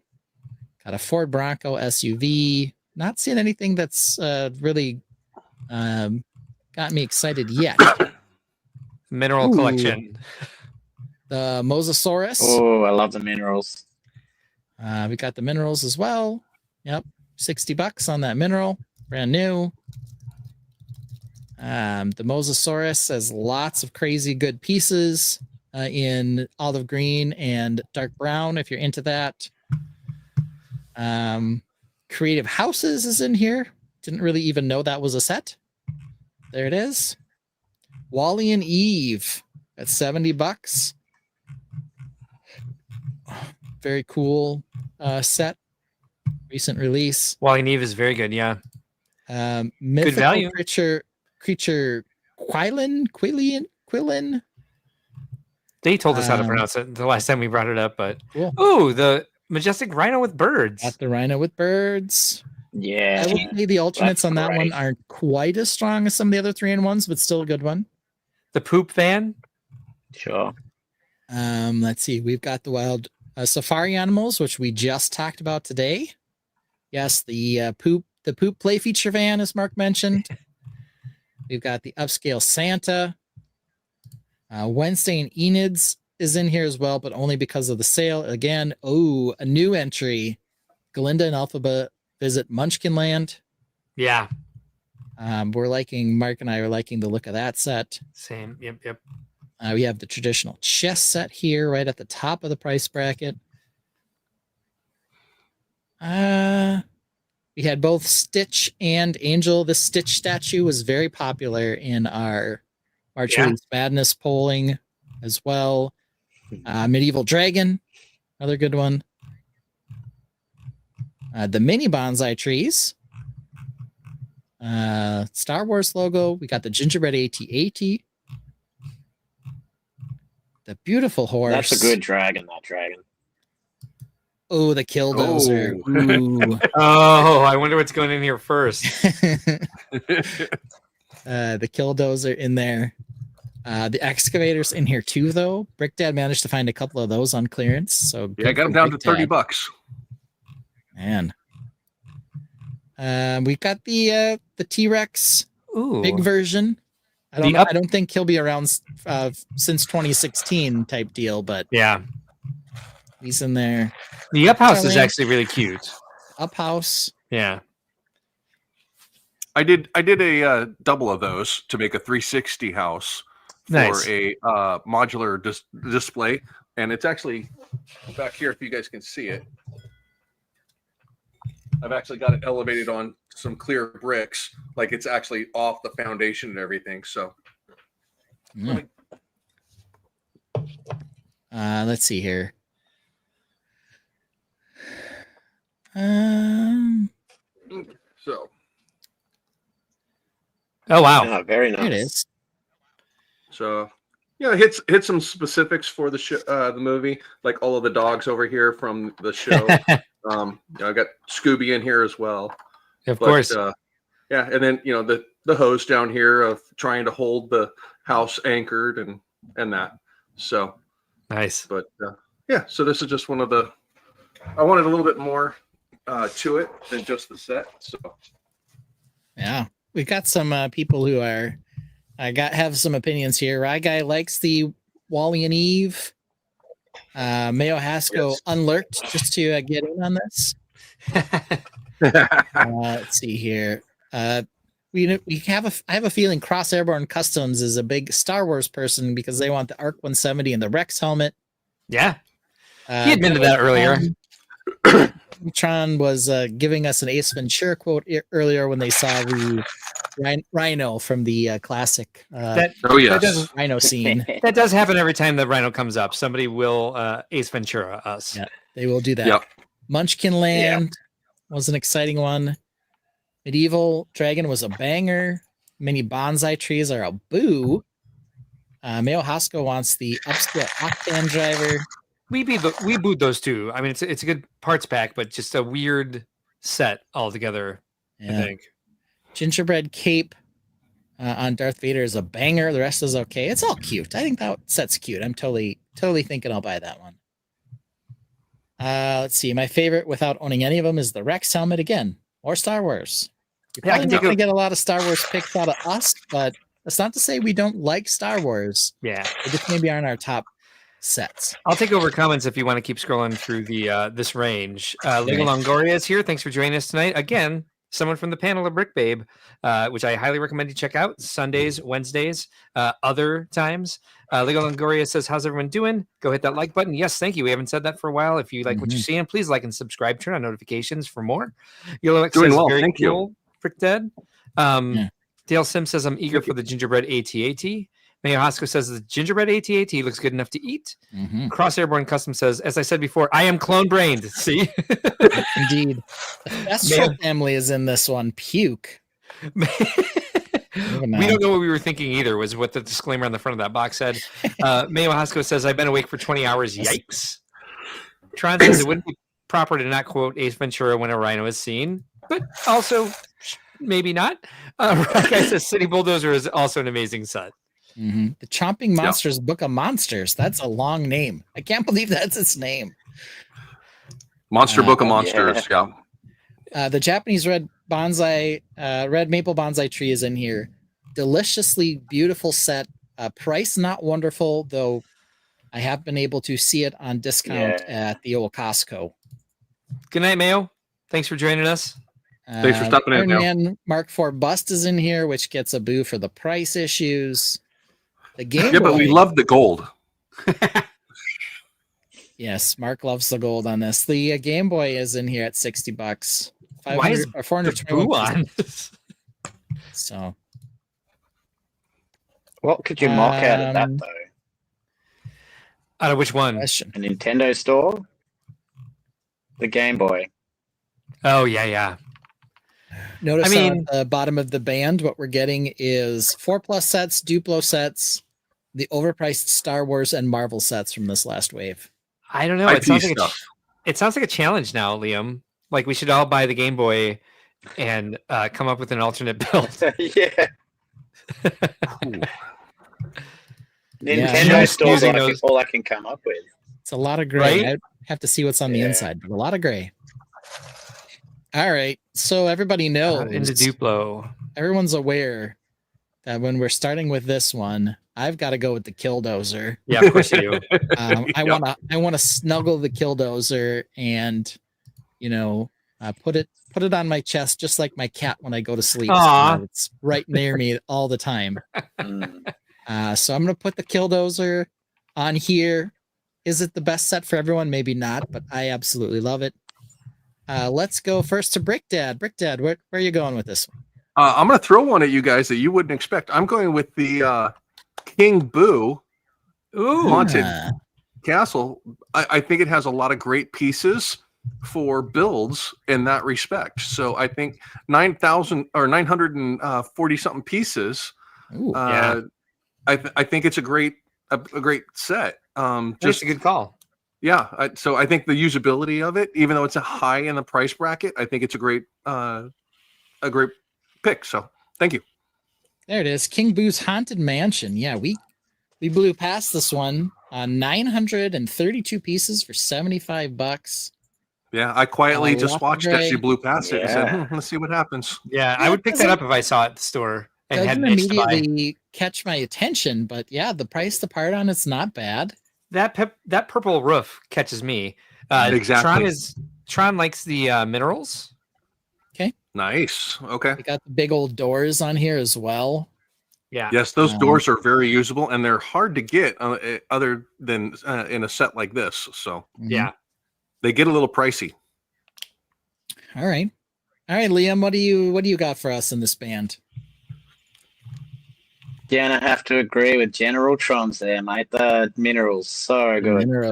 I'm a big rock and mineral fan. Love to go out fossicking. So, that's one thing I'd like to do is maybe go to Lake Michigan and do some fossicking around there when I go to America. But minerals, it's got good trans pieces. I don't know, the brown frame could be done better, but just so many interesting pieces and colors in there. Yeah. So I think that was everybody's opinion on this was the shelves are the weak point. Yeah. The minerals and the translucent pieces are definitely the draw to this set. So yeah, I think a lot of people. Don't get me wrong, I'm glad the frames are there though. Yeah. Yeah, it's nice that they're there. But yeah, definitely the weakest portion of the design. Mark, how about you? You got the last pick here. This was not an easy decision. You got the Japanese maple, you got Wally and Eve, you got a number of good Animal Crossing sets. But you know what? I'm going to go with the Majestic Rhino. All right. Okay. Not a bad choice. I think this was Medieval Dragon didn't make the cut, unfortunately. Yeah. But here it is. It's 700. That was a good one. Pieces. Yeah, poll is started, by the way, if you guys are listening still and want to participate. There's a poll for these 4 sets that we came up with for the best set in this range, which is what, $50 to $75? $50 to $75. Here we've got the Majestic Rhino alt builds, which are a seal, which I will say is definitely the weakest. Yeah. And then because there's a hole in his chest. And a hippo. Yeah, Hippo and the Rhino are very similar, of course, in a lot of respects. Have a good night, Reed. I guess you shouldn't be shocked by that. But the Rhino himself, a very cool build. I love the little snail. I love the little birds. So, yeah. Lots now, of, the Rhino build nice on this is great, but I birds. wouldn't call this one of their top 3-in-1s animal sets. Yeah. Sure. The seal really disappoints, but the Rhino itself, very strong. Yes. So, all right. All right, Tron has got to head out to dinner. But once more with gusto, and I don't know how to say that, and I don't want to try. Shikaka. Yeah. All right, there we go. Hey. Yeah, we got Ace Ventura on the way out. Shikaka. Oh, gotcha. Brick Dad just vanished, but that's all right. He's probably going to grab something. Probably chasing a mouse. Could be chasing a mouse. That does happen. Mickey does infiltrate his territory occasionally. It does happen. So there we have our 4 picks. I don't know. The City Bulldozer might get trashed on this one, but such a great set. They're very much so. There are, again, a lot of good choices in this band. Yeah, I'm amazed at how much under 100 are really great values. As much as we sit here and kind of say why did they build this? I feel like we've been kind of grumfluency when we look through all the new products. And it turns out I actually like a lot of these sets. Well, the poll is over and Yellow Bulldozer wins. Here's the reality check: is you can buy one Death Slice or 10 under $100 items. Yes. So the rankings go: Yellow Bulldozer came in at 38%. Mineral Collection was 31%. King Boo's Haunted Castle went at came in third, not one. Sorry, at 23%. And Majestic Rhino was just 8%. Oh. Okay, I'll accept those. All right. That's kind of an interesting thing. I didn't expect Bulldozer to do quite as well there, but it is just such a cool looking, beefy, chunky city set, which is. I always kind of felt like Lego needed in this range. All right, so moving on. Though I will say that the Boo's Castle, a bit of a sleeper there. Yeah, no kidding. Sleeper. I agree. Yeah, an eye opener when Brick Dad picked that one. I was like, huh. Yeah, maybe not have thought of that, but I can see it. Yeah, rounded and out with a fourth one was a tough choice too. I mean, there was a lot in there to be like, all right, what we could have thrown in a botanical, we could have thrown in an IP. And I went with the Rhino because I think rhinos are hot if you watch Brickworld Crossing. Indeed, you do. That is a fact. You do. Yes. Jazzy agrees. This one was a tough choice. Okay, so now we're moving on to the $75 to $100 bracket. Lots of stuff right at $100. We've got the Great Wave, 1,800 pieces. We've got the Our Family message board. I'm not sure any of us were big on this. However, lots of pieces. If you need plates and tiles in white, so there's lots here. Lene was building this on the Brick Babe today on the Sunday Funday show, okay, or the Random Sunday show, and she enjoys the function of it but hated the build. Okay, maybe it was very repetitive. I think there was some confusion in the instructions, actually. Okay. Yeah, maybe they give you if you want the F, go to page 36. And if you want this, go to this other page. And they probably all had some base module that was pages 1 through 7. I don't even know. But it does seem like maybe it would have been a bit of a challenge. We've got the last 2 Winter Village sets here at Alpine Lodge and Santa's Post Office. Peelybone. We got the Castle Bread and Breakfast here. Oh, nice. Yeah, good one. We already talked about that one today. We've got the Trotting Lantern, which is, again, only hitting this because of discounts. Mm-hmm. Never Witch's Midnight Raven. It's like the Shadow Mask Shoto Jojo. Wolf Mask Shadow Dojo. Thank you. It's like that right here. We've got the wreath at $100. Here's another good one. Beekeeper's House and Flower Garden. Oh, that's a great one. Very cute set. Good night, Ryan. Little Friends banger. We've got the Creativity Droid Builder, much maligned, but Mark wanted it for some dark blue pieces, I think. Yellow X, yeah, I needed it.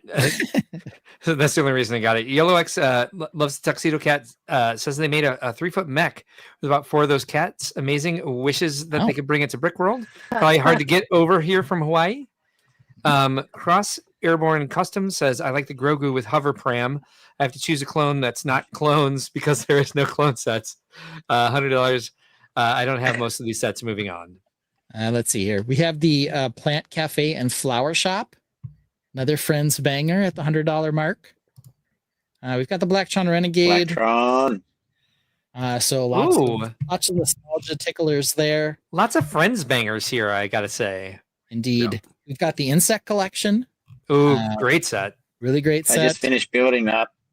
Oh, you've had it on your shelf for quite a while. Your backlog is deep, my friend, as you already told us. This is one of the ones that I was like, on ACOB, they're kind of like, I don't know what that insect collection was about. And I'm just like, oh no, it's about amazing parts and colors. That thing's crazy good. I love the praying mantis. Yeah, it was a good build too. Hercules beetle, really cool. Yeah. I didn't even say the butterfly, and that's a very pretty build. Mm-hmm. I think a lot of people were big fans of the yellow delivery truck. I bought it only because it was very inexpensive at Costco, and it came out before it was actually released. Otherwise, I don't think I would have got it. But here we've got two It's bangers. a great city truck to put in displays, or if you have modulars and stuff like that, it fits in very well. It's a good build. Would you drop a hundy on that one, though? I did not. It was an 80 for me. Okay. Yeah, so I think that's kind of the issue with it. Like price to part, it's not like it's crazy. Yeah. It just feels like it's not $100 set for some reason. Yeah. All right, 2 sets here. Maybe I'll out myself a little. I absolutely love the Kohl's Titan Dragon Mech. I think I've said that though. I'm on the same page with you on that. Yeah. The build of it is just it's chunky and it's looks a mech. Great. Yeah. Yeah. Does it have posable knees? It does actually have flex in the knees. I remember you talking about that. Yes. The Grogu and Hover Prom. Another cute set there. Also Chopper if you're into Star Wars. Chopper's cute. Price bracket. And R2D2. So you get to the chopper. Get to the chopper. Get to the chopper. Get to the chop. Let's see here. The Friends entry on this page is the comic book and game store. I think a lot of people were fans of that one because didn't it have one of the classic space figure parts you needed to create the bright green, I think. Bright green spaceman. Yeah. We got the battle bus. I gotta say, I really like that Robot World roller coaster park set. Maybe it's just the colors. Okay. Yeah, it's kind of got the aqua color and the lime green. And trans purple. Yeah. A little bit of trans purple. Yep. Hard to pick that out here with the white back behind it. I was like, what is that? Is that lavender? No, it's trans purple. All right. So let's see here. That Lego City Alcatraz is really good. The prison island. There you go. Yeah. You can do a lot with those parts. Price to part, not Definitely. amazing, but it does have 2 large boat pieces as well as some burps. And it did have that new frame with the latticed looking chain link piece in it too. So some cool pieces in that one for sure. Yeah, I agree. If you got a couple of these, you could definitely do a pretty expansive build with it for sure. You have all the parts you need for that kind of building.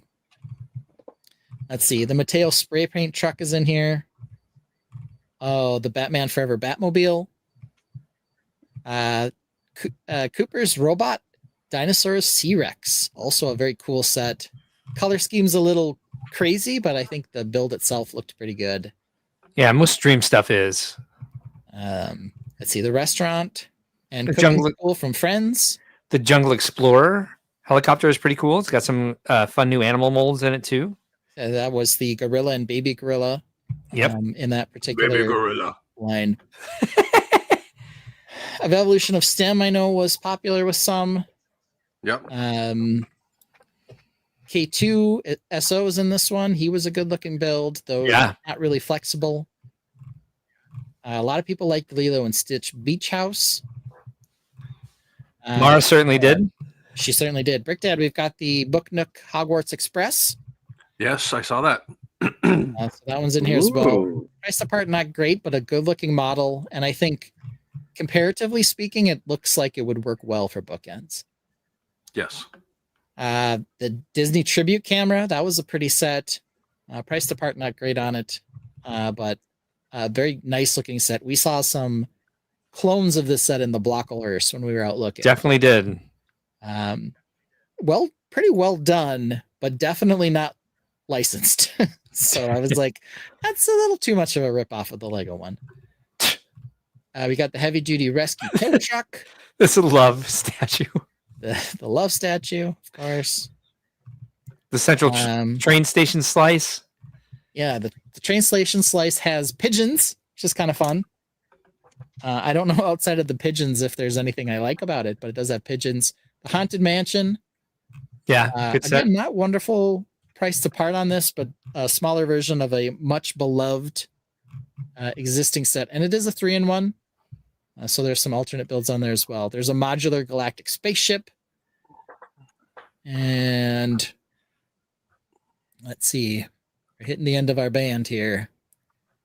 Some stupid that Marvel haunted sets. mansion should just be a haunted house. Yeah. Yeah, it's less mansion, more house. No, totally agree. It's too small. Townhouse. Got the Infinity Gauntlet, the talking sorting hat. It talks.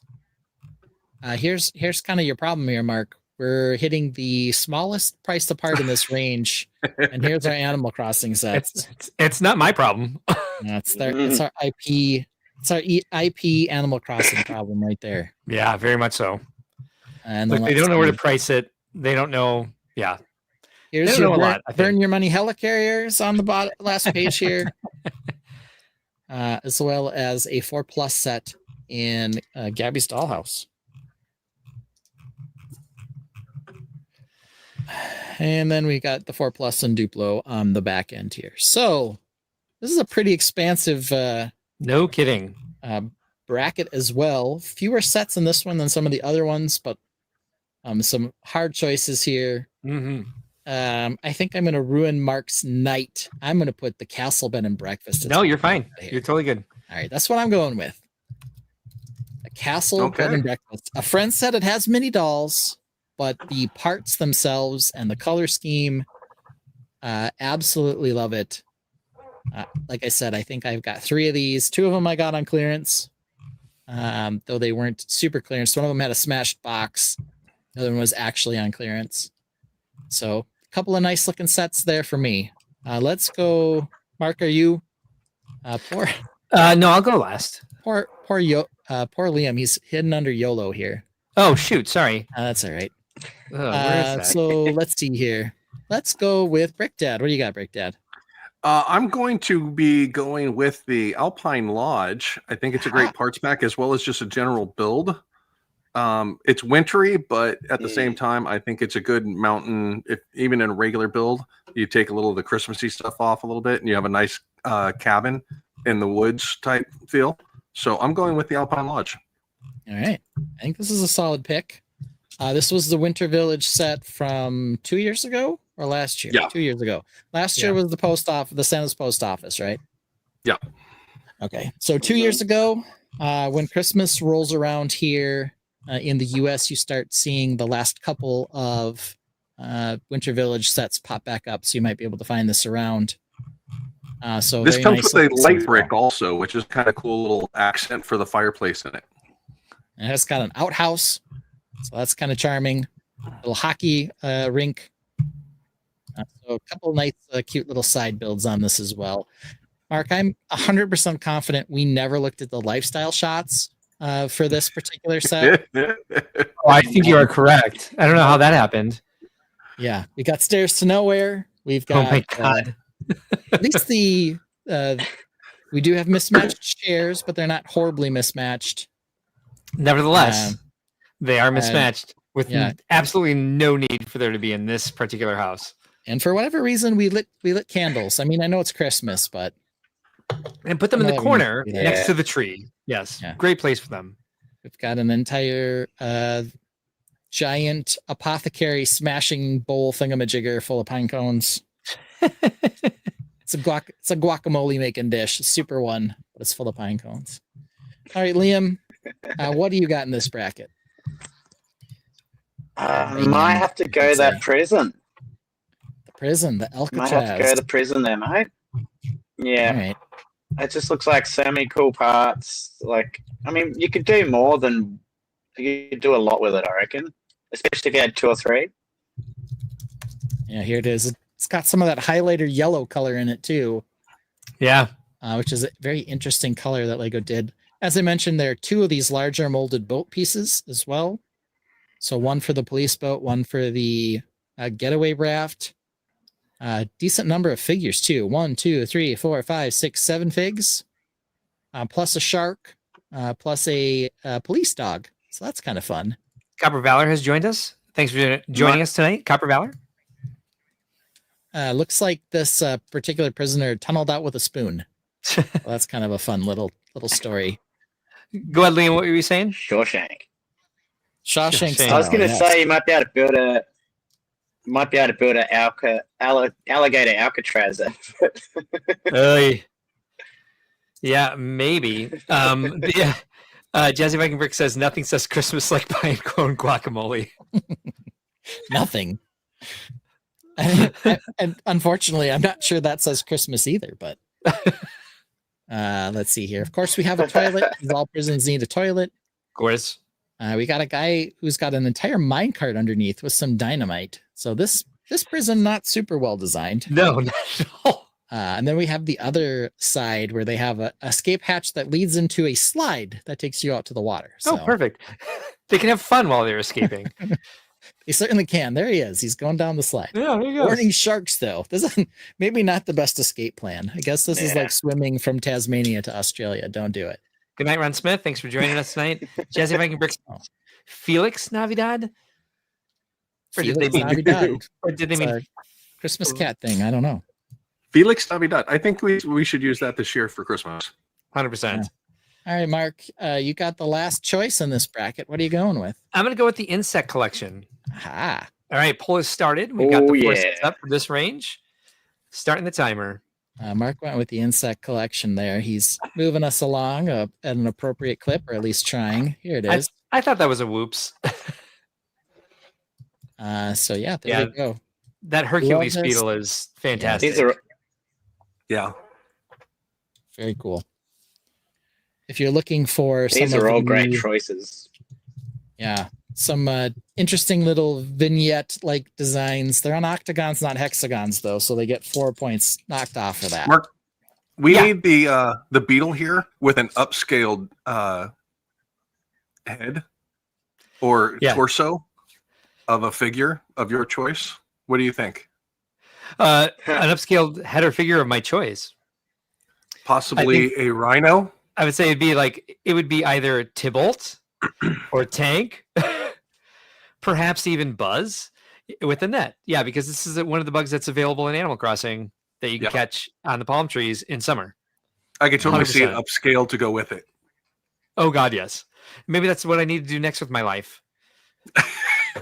Well, yeah, you have so much free time now. I think that would definitely be something you could put at the top of your agenda. I'm going to be drowning in free time in a couple of weeks, which isn't actually free time. I can't think of it that way, but the stuff I'm going to get done for the live stream in that time is going to be off the hook. I think we'll see. Yes. Anyone else getting screen freeze? Not really. I can be pedantic in Spanish too. Yeah. Let's see here. I haven't gotten the low internet sign in a while here. Lifestyle shot that we missed on this insect one. Looks like here she's either got a tampon or a pregnancy test below this lamp that Brick Dad's got to find for us someday. Well, I'm on. Thank you. She's got the green version of my string over here. She needs to get out in the sun. All right, the poll has completed, and Alpine Lodge wins at 36%. Nice. Second runner up second place, I'm sorry, is Insect Collection. Castle Bed and Breakfast and Prison Island both tie at 18%. Okay. Yeah, I think people really have a dislike of mini dolls, so much so that they're discounting a great set. Though, on the other hand, it could just be that those other two sets are super bangers for sure. So, all right. Now, this is the craziest one because we're going to our last price range, which is just simply over 100. Insane. They added here a $100 bill plus the little coins. So I guess they're like 100 plus for sure. 12 pages. Yeah. So they have so many sets now over 100. I think it's almost unfair. I'm almost wondering if we should do under 1 to 300 and then over 300 just because of the craziness here. Or we just do this. But I think we don't want to take up too much more time, so we'll just do this. This is Lego's band anyway. So here we go. We will go by price count high to low again. First two things in here are Eiffel Tower and Titanic. Both legendary sets in their own right. They both outrank the Death Star in terms of price. I mean, yeah, price to part and just pure number of pieces. In parts count, yet it's not in price. Not in price, exactly. Not in price. So 10,001 pieces for the Eiffel Tower, 9,090 for the Titanic, and then we drop down to 9,000 even for the Death Star, but we jump up $300+ in price. If you actually deduct the number of minifigure pieces from the Death Star, yeah, and average it at about $7 to $8 a figure, that price would come down comparable to the Falcon. Okay, even with the 2,000 plus extra parts that it has. Well, so yeah, it's interesting. Wow. Interesting way to look at it. Though I think a lot of people could state that the Falcon is already expensive. It did not debut at $850, but it is now $850 with some price adjustments. Okay, let's see. Other complete bangers here. We've got the Rivendell set. I'm skipping some beauties here, though. The City Markets, absolutely great in the Ninjago City. I don't know if it's my favorite Ninjago City, but it's up there. There's only been, 6 or whatever. I just bought that. Yeah, good one. We've got the Hogwarts Castle, Rick Dad, with 6,000 pieces. We got Barad-dûr, Disney Castle version 2. We've got the Lion Knights Castle, which I know is very popular. Notre Dame's in here. The River Steamboat as well. So maybe Liam eyeing that one. Natural History Museum. We've got the Big Brown Jabba Sail Barge as well as Home Alone House. We've got the Botanical Garden, the D&D set, the piano. We've got the Barati Tudor Corner, the Italian Riviera. We'll skip the Ninjago City Workshop, though. Yeah. I think the set itself probably better than some of the hate it got, but I can understand, comparatively speaking, why it was a little more panned. Stud City is here. Thanks for joining us tonight, Stud City. Appreciate you being here. Look what's in here. We've got the Colossal Christmas Tree. Oh, boy. The T-Rex fossil. We've got the Endurance. Shouldn't skip the Milky Way, but there it is. We got the Hogwarts Collector's Edition, the Jazz Club. So we're getting our modulars in here. Here's our Captain Jack Sparrow ship. Stupid name. Pac-Man Arcade. Brick Orphanage brings up the fact that he checked, and the Eiffel Tower and Titanic come in bigger boxes than the Death Star. All right. As they would need to, since there's more pieces. We got the Orient Express train, the Great Deku Tree 2-in-1. Good one. Not a wonderful price to part, but great figures, and it is a 2-in-1. We've got the most recent Destiny's Bounty. This one, the Temple Bounty. It's good old Snow White and the Seven Dwarfs Cottage. We've got the Tim Burton's Nightmare Before Christmas. Lamp inbound. Okay. Uh-oh. I'm excited. Viking Village. That's a banger. Willy Wonka. Heart Lake City Apartments and Stores. That's an interesting looking set. The Motorized Lighthouse. Some people were fans of that. The Shire. Beautiful. We've got a couple of UCS Star Wars classics here with the X-Wing and the Interceptor, kind of the rehashes of the first two UCS ones they did. Trevi Fountain. We've got some upscale or larger scale cars here. We got Back to the Future, classic Batmobile. We've got the dancing figures, which I know Mark is an absolute giant fan of. Castle Nocturnia. That's a great set. Year of the Rover is in this one. We've got the new AT-AT. We've got the Explorers Arctic Polar Express train. That's a newer set. We have Optimus and Soundwave, Jaws. Oh, so much good stuff. The Nightmare Shark Submarine, which we teased for being too much like the Nightmare Pirate Ship, but there it is. The Going Merry Pirate Ship, which just came out. The Ornithopter's in here. I shouldn't skip the Ghost and Phantom 2, but I did. Sherlock Holmes Book Nook. The Vending Machine. Let's see here. Now we're hitting stuff that's out of stock. Ooh, Dragonstone Shrine. Wolfman Shadow Dojo. Wolfman Shadow Dojo. There it is. Got the new Stap with Droid, as well as our Gizmo. Yeah, this is an impossibly large category, as Ben was pointing out. It is crazy. Yeah. Jazzy Viking Brick says lots of bangers in this category. Alphonse says, I've been looking into price per gram, and at J Brick Blog reported way the Death Star has a better price per gram than the Bonsai Tree or the Venator, Jabba Sail Barge, or Hogsmeade. Interesting. Still $1,000 though. Yeah. But if it's a better price per gram than the Bonsai Tree. Okay, so that's sort of the end of it. So we've got just a crazy expansive amount of stuff here, but we're at 3 hours and 21 minutes. So we gotta get moving anyway. A vast selection of things to go for here, but what do you got, Brick Dad? I'm going with Ninjago City Markets. Aha. Great choice. Hey. Price to parts on this is insane. $370, but over 6,000 pieces. Tons of minifigs. It covers a double base plate range here, and Ninjago City does still come on base plates.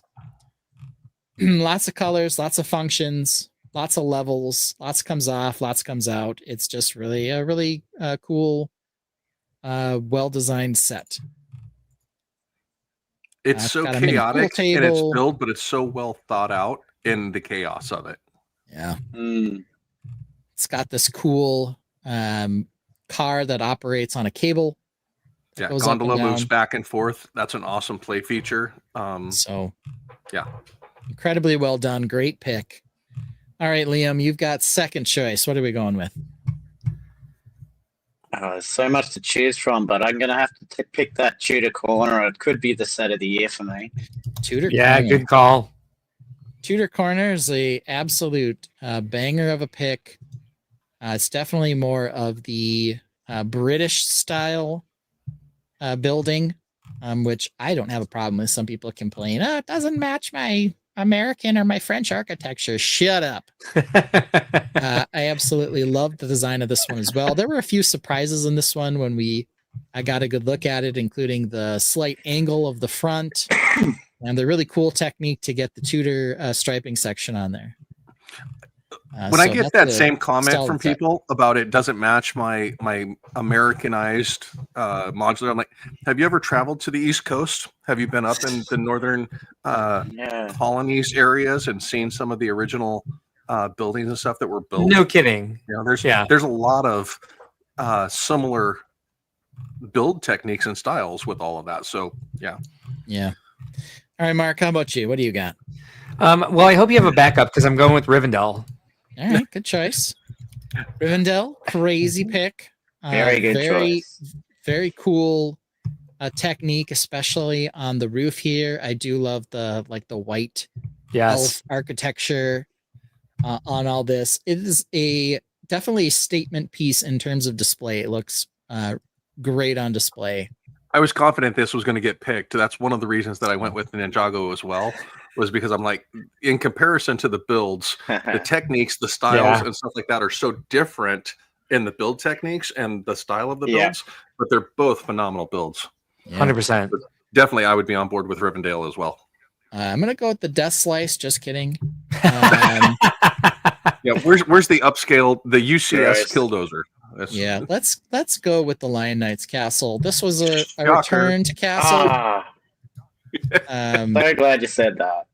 This is a crazy good set. One of the most intriguing parts about this that I told Mark, I asked him how many light bluish gray 1x2 bricks are in this set, and the answer is 0 because they replaced all of them with profile bricks. So there's no 1x2 regular old gray bricks in a castle. That's how they decided. That was just kind of a crazy little bit on that one. $400, 4,500 pieces, but 22 minifigures. I wonder if great castle minis. Looking at it right now, I wonder if it's the same in Rivendell. So, I don't know. All 4 of our choices are pretty close in price range. And piece counts. So we're all in a fairly close ballpark with each other. So well done, gentlemen. Minus price point, yes, but the city gardens just crushes it on price to part. Absolute monster. Yeah, it does. But this is a great set too. These, but I haven't built them yet. What's that, Liam? I bought all 4 of these, but I haven't built one of them yet. Yeah, I think they're all good, good builds too. The one thing that was interesting about Lord of the Rings one is that the roof tiling has special instructions for how to help you line up the roof tiles. Yep. Which is kind of interesting. They basically, instruct you how to insert a piece and kind of push it along to make sure all the pieces get straightened out after you put them on. I use that technique like that at Legoland, and the associate builder who was doing my copy and repeat work, I had to go back and be like, no, these have to be at 45-degree angles. They had the crazy tree. The one thing I will say about this, Brick Dad, back me up here.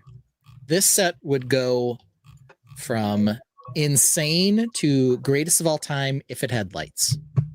Oh my gosh, yes. I could see a fun whole kid on this, just crushing it. At the very last second, 100% Lion Castle. Lionette's Castle eked out at the very end. Rivendell had been winning, but Lionette's Castle wins with 57%. Rivendell comes in at 43%. Ninjago City Markets and Tudor Corner, surprisingly enough, both got no votes. 0. That's crazy. Surprising because I love both those sets. Yeah.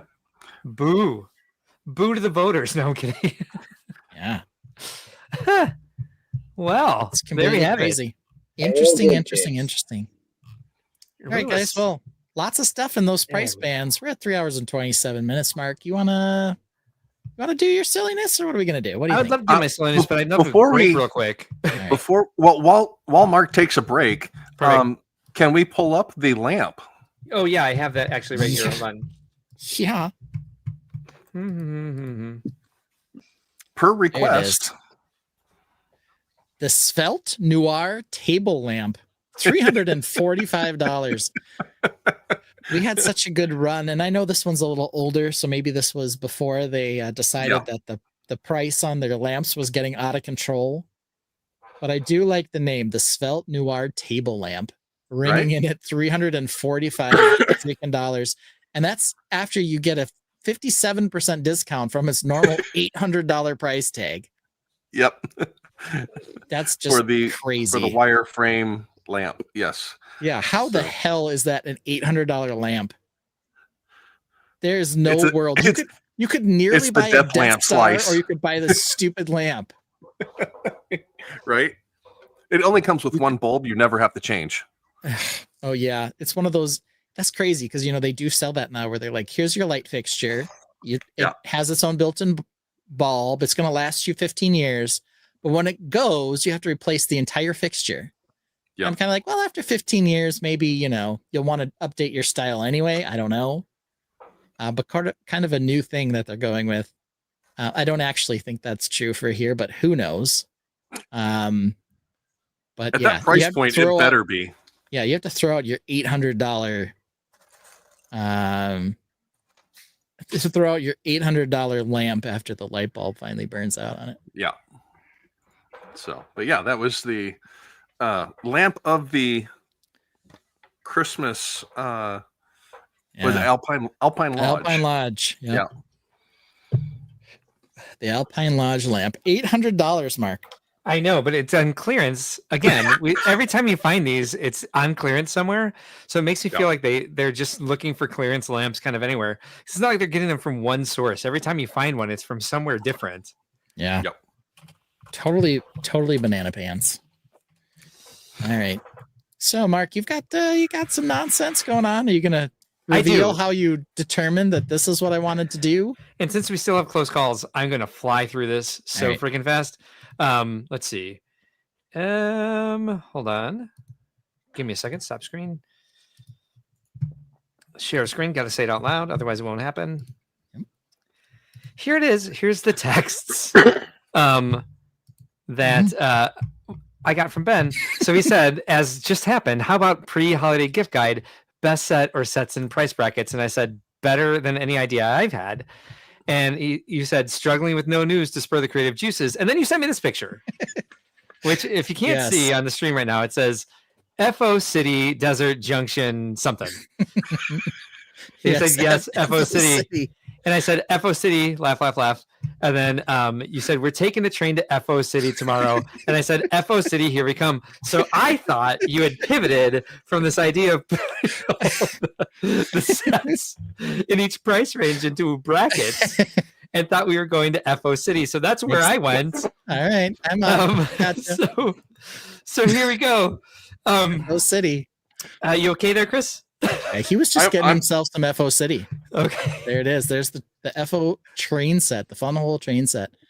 Oh, train to FO City. Does say FO City right on it. It certainly does. There it is. And that's the train we're jumping on right the F now. Because here we have it. I did some research and I was like, okay, there's obviously this train that Ben got this piece from. But where on earth is FO City? And there was nothing on Lumibrick's website. There was nothing on Amazon. And so I was like, all right, I'll do some deep stealthy diving. I'll check the dark web and see if there's any leaks out there for FO City. So Lumibricks apparently is doing an FO City line. And I found the presentation. I found several things from this. FO City, here we come. Everybody, I'm excited, but I'm sorry. This is my fault and I'm excited.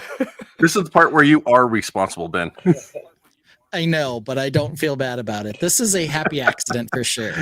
This is a happy accident for sure. Right, we're getting into FO City, everyone. Here we go. Here was the first set I found digging deep in my research on the web.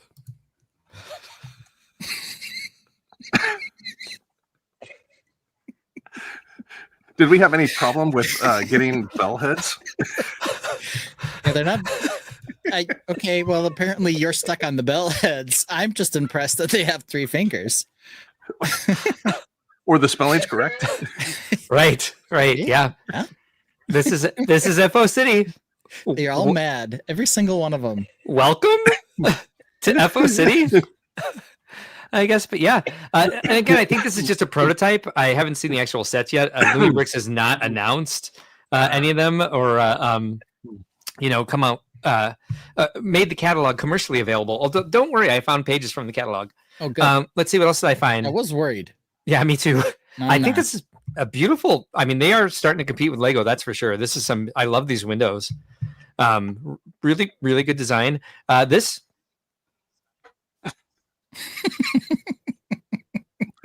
What's with the one guy's hand? What's with the red stuff on it? I don't know. His hands were a tomato? I don't even know what happened. I think he was stealing raspberry jam at the time, and they just decided he needed to flip somebody off. So there we have it. When they're mad and they're he's on his way to the doctor to have it inspected. And I don't know why they all have freckles in this one, but maybe it's something that Lumi Bricks is experimenting with. It could be. Dale, Dale, she's in the fun hole, Dale. Exactly. Obviously. Come on, what do you think FO stands for? Oh, wait a minute. I guess there could be some confusion. What else did they have in this line? They're all so welcoming. All of them. I guess they don't know how to spell saloon, but they got close. Hello. We're just short 2 letters. No big deal. Yeah. On to the sallow. Let's see.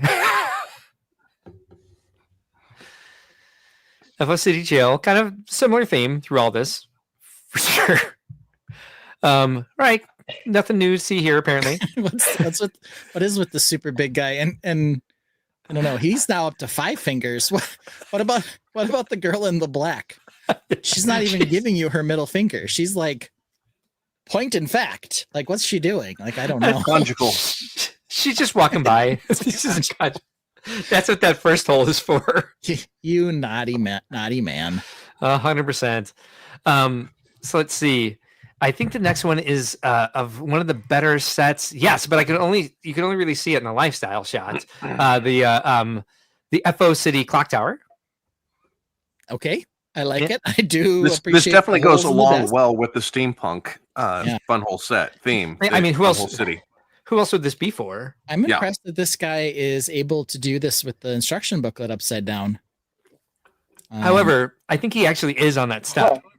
He could be. He could be. I like that there's randomly a cello in the background. Why wouldn't there be? Yeah. We do have some Polaroids on the wall. That's required, and like an old camera everywhere. We have like 6 old cameras. An old camera everywhere.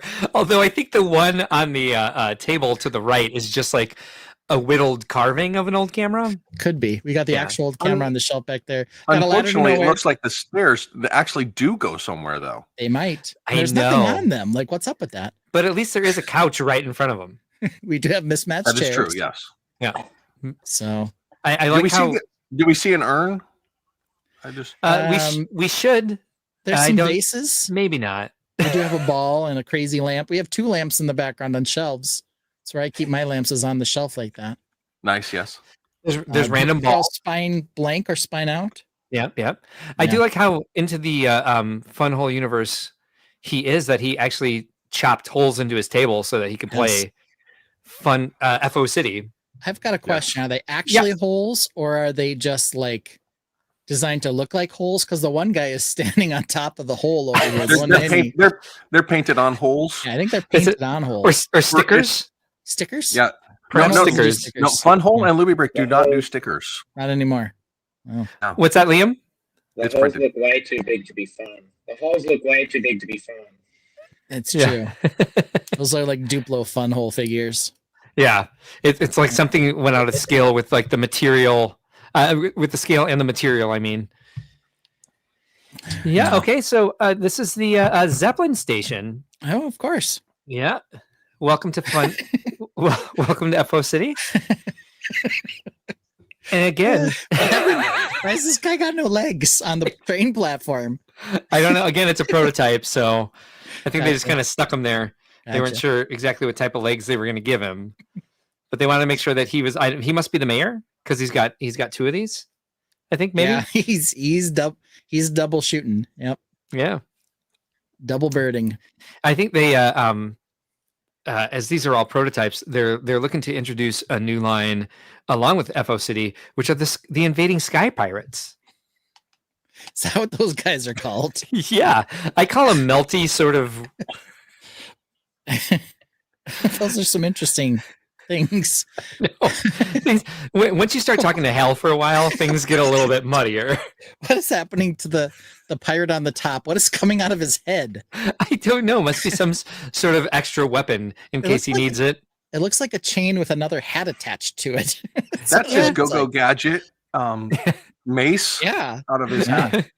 Well, it looks like a saucer with a flame in the center. It's like where like the Olympic torch sits in that bowl. Mm-hmm. It's attached to his head, of course. I mean, come on, duh. My favorite from this though was a picture that leaked from the instructions. They've only got one thing to say to each other. Clever use of the spoon piece here, I have to say. Very clever. Yeah, and I think this is a leak from the catalog.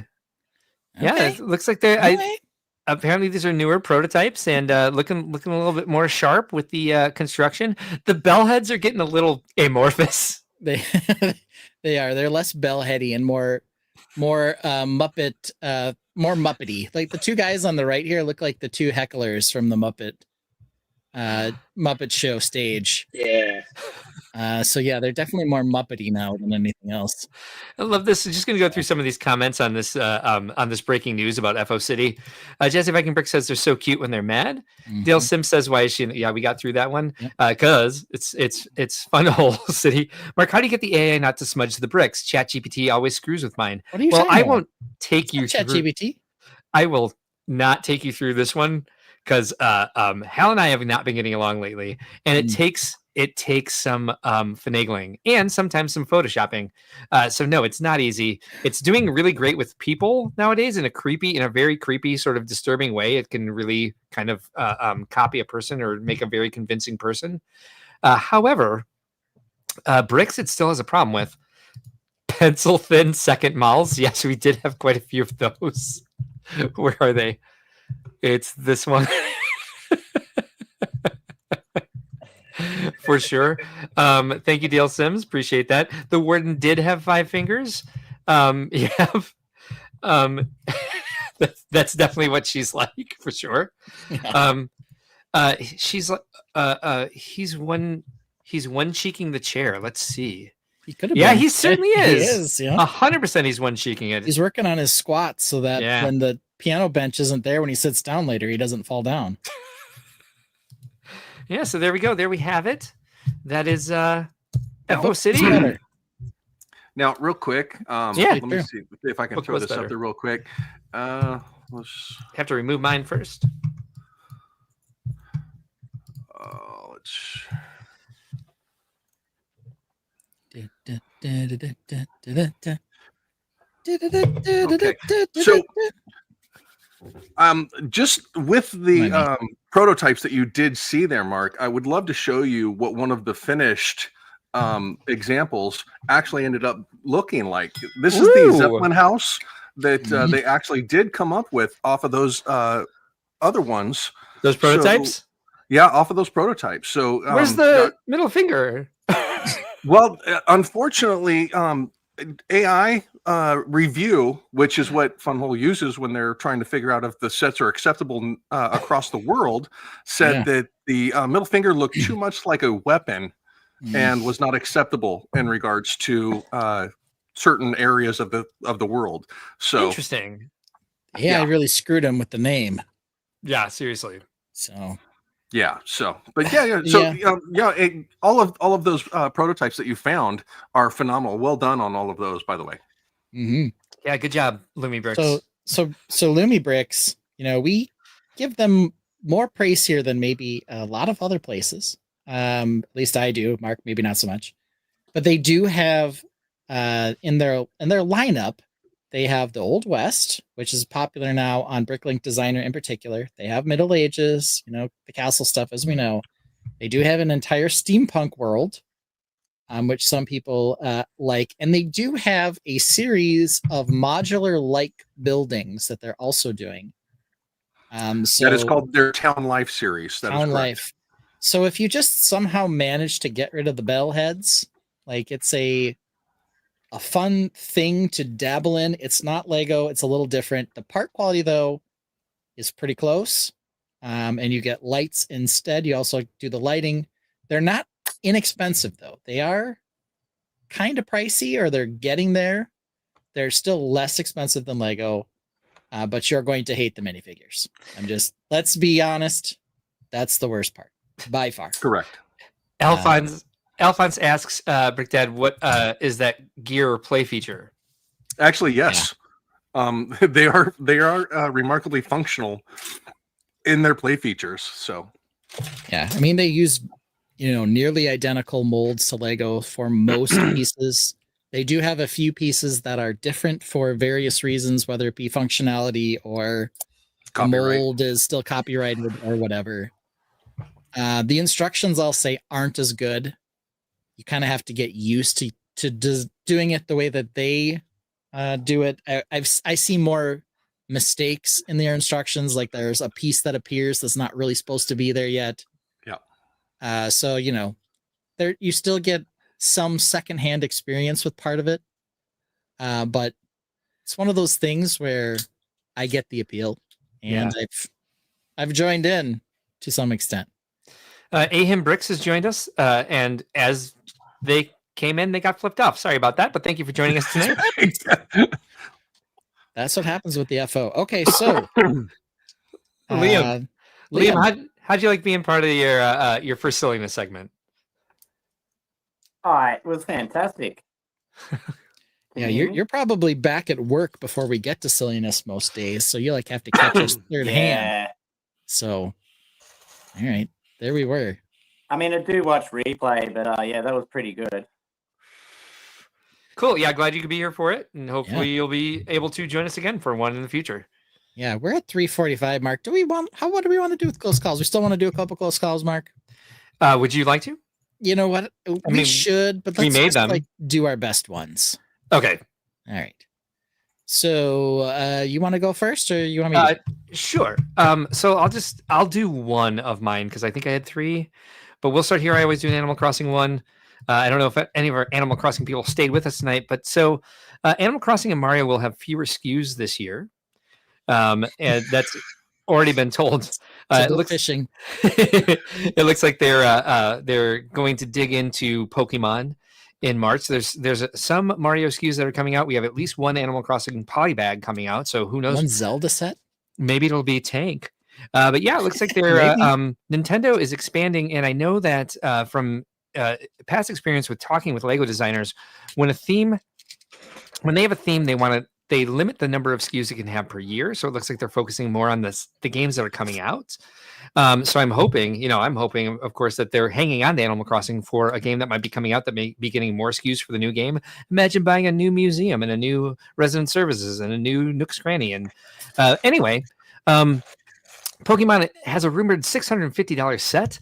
This Bulbasaur, Squirtle, and Charmander set that's supposed to be coming out February 27th with 6,838 pieces. The question is not about that. The question is, which Nintendo line are you most excited to see new sets for? And these are our 4 options, because there is, again, the rumored Ocarina of Time diorama that's supposed to come out March 1st. So thoughts on this? Are you guys Nintendo people at all? Liam, let's start with you. Do you collect any of the Nintendo sets?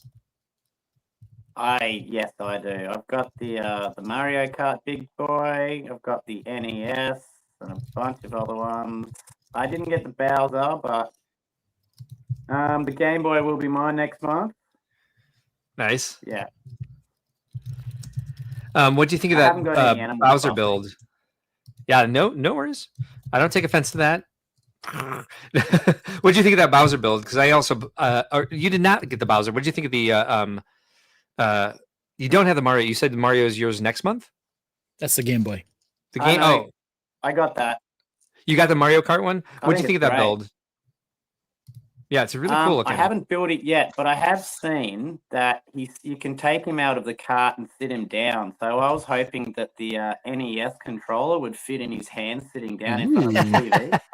That'd be awesome. Or the Game Boy, maybe. Yeah. Oh, yeah. I think the Game Boy's nearly life size, though, so maybe it wouldn't. So who knows? Might still look fun. I don't know. It'd be comical. Cross Airborne Custom says Zelda, even though it has no clones. Alphonse says Zelda is either going to be great or cursed. Cross Airborne Custom says, just because I don't really care about the others as Lego sets. Alphonse says, 1 second, Liam. I don't know what that means, but here you go. 1 second, Liam. Don't know. How about Brick Dad Ben? Into the Nintendo sets at all? I dabble with Nintendo with the kids mostly for what games and stuff they play. For me personally, I hope they do more Animal Crossing. I think the price points for children and younger ages in the playability aspect is definitely more there for that, where the Mario, Zelda, or Pokemon is going to hit some high price ranges, which unfortunately will take a lot of the playability out of the sets and make them more shelf trophies, which I unfortunately hate to see coming from Lego. Dale Sim says his kids will be excited for Pokemon. Yeah, it's interesting that you think that Brick Dad builds because like the price per parts ratio for the Animal Crossing set seems kind of ludicrously high to most Lego fans. But I think it might be the molds for the heads and like some of the larger pieces that seem to come into them. They have some unique prints and new parts and different colors, new part colorations. Ben, you kind of dabble in a little bit of everything. Yeah, and I found some Animal Crossing stuff on clearance. I did get the Bowser set mostly because I thought the design itself looked good. I don't have the Mario Kart, mostly because it kind of feels like if I was going to get that, I would want to display it somewhere, and I don't have room for something that size Nintendo related. Yeah. In my Lego room. I guess, for me, I'll have to see what the Pokemon sets look like. I'm not particularly into it, but they might have some cool pieces or designs. I did get the Great Deku Tree, but it is in my closet of shame. It's definitely more in the color palette and, design wheelhouse for me. Maybe 100%. the most exciting part is the Zelda shield ended up becoming a mold that they're now using. Yeah. In the new Castle Waves. So, it's probably what I'd lean towards just because of what I'm typically into. So. AM Bricks will pick up Nintendo sets on clearance. And I'm not surprised by this. The poll ends with 71% of the Tainted being interested in the Zelda set. We have that winning at 72%, Animal Crossing at 14%, tied with Pokemon at 14%, and Super Mario actually got no votes. Wow. Yeah. And I think it's a little overplayed. Mario. Yeah. I think it's oversaturated. There's so much of it. Although, like you said, some of the sets are really cool. Like King Boo's Castle made it into the voting tonight because it is a banger set. And I'm glad we're not going into my close calls because I thought with no Lego news, I should go in a little deeper. And my close calls, which we'll save, started with, is the annoyance with LAN RLFM justified? And we're not talking about that tonight. Okay, good. We'll talk about that some other time. Let's see here. One thing I did want to answer because, no comment. He's been persistent with asking about the old shelves behind me here, the sorting bins. They are these. They are Arco Mills. Arco Mills drawer organizers, and this is what they look like on Amazon. So Arco Mills is what they are, and then there's several varieties of here. Here's a 16 drawer, 24 drawer, 26 drawer, 44 drawer. Oh, Arco Mills, of course. 64 drawer. So here they are. Yeah, I know Arco Mills. I think mine are Arco Mills. Yeah, so I think I used the 24 and the 44.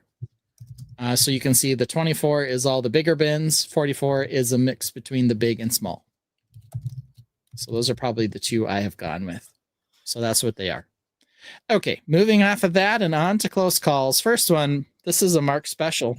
Yay! It's Brian Urlacher, a trader to the follically challenged. Right? Yes, Mr. Clean shed a tear, or no. Her is a hair hero. No, that's supposed to say he is a hair hero. There are too many H's in there.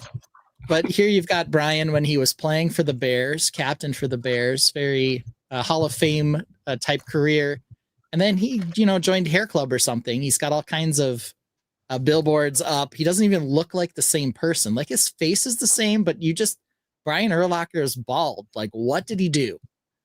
So what do we think? Is Brian Urlacher a traitor to the follically challenged?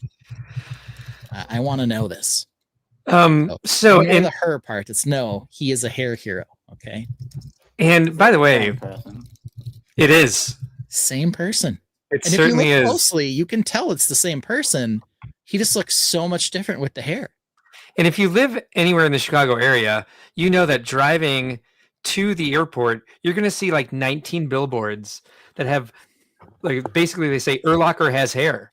Like, that's basically all there is to it. Like, this service that he used to grow his hair back is like prolifically annoying. Yeah. In their advertisement. Oh my Their God. advertising. It literally, the billboards say "got shed." Yes, that is the most recent one I saw. Yeah, got shed. If you're having hair loss from shedding and yeah. Oh my God, I hate them. I will say absolutely hate them. this is not the game, but once he restored his hair, he became less attractive to me. So Mr. Clean shed a tear. Like I said, this is why this was a Mark special. He lives in Chicago. He is a Bears fan. Brian Urlacher, probably his guy, very prolific on the defense, and he's got the bald head. So like, that's all the boxes ticked until he went ahead and grew the hair back. Yeah, but he's making a ton of money. No question. Yeah, and more power to him for that. I mean, he's got an endorsement deal. That is clear. I would say that the bald head was iconic. You know, it's like one of those things like, people are just going to talk about why you have hair from now on.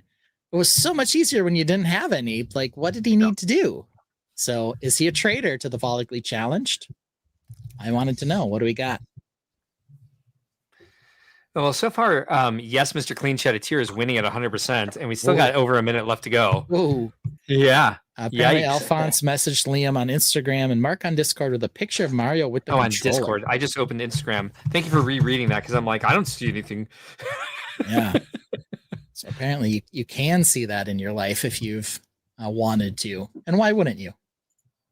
Yeah, no, thanks, Alphonse. That sounds great. I might try that.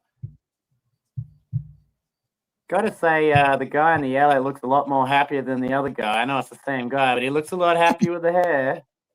Well, I think he's wearing a gold jacket there. He's being inducted into the Hall of Fame, so of course he's happy there. On the left, he was probably just, losing at the end of his career to the Washington Commanders or something. I don't know. Probably, yeah. But he had a good run. Didn't the Bears win a Super Bowl with him? No. Okay. No, they went to the Super Bowl, but they did not win. Super Bowl, but did not win. Okay. They lost to the Colts. Okay. So he had some good years there for sure. No question. That is cute as hell, Alphonse. So apparently it's a funsies. Yeah, let's take a look at this. Hold on.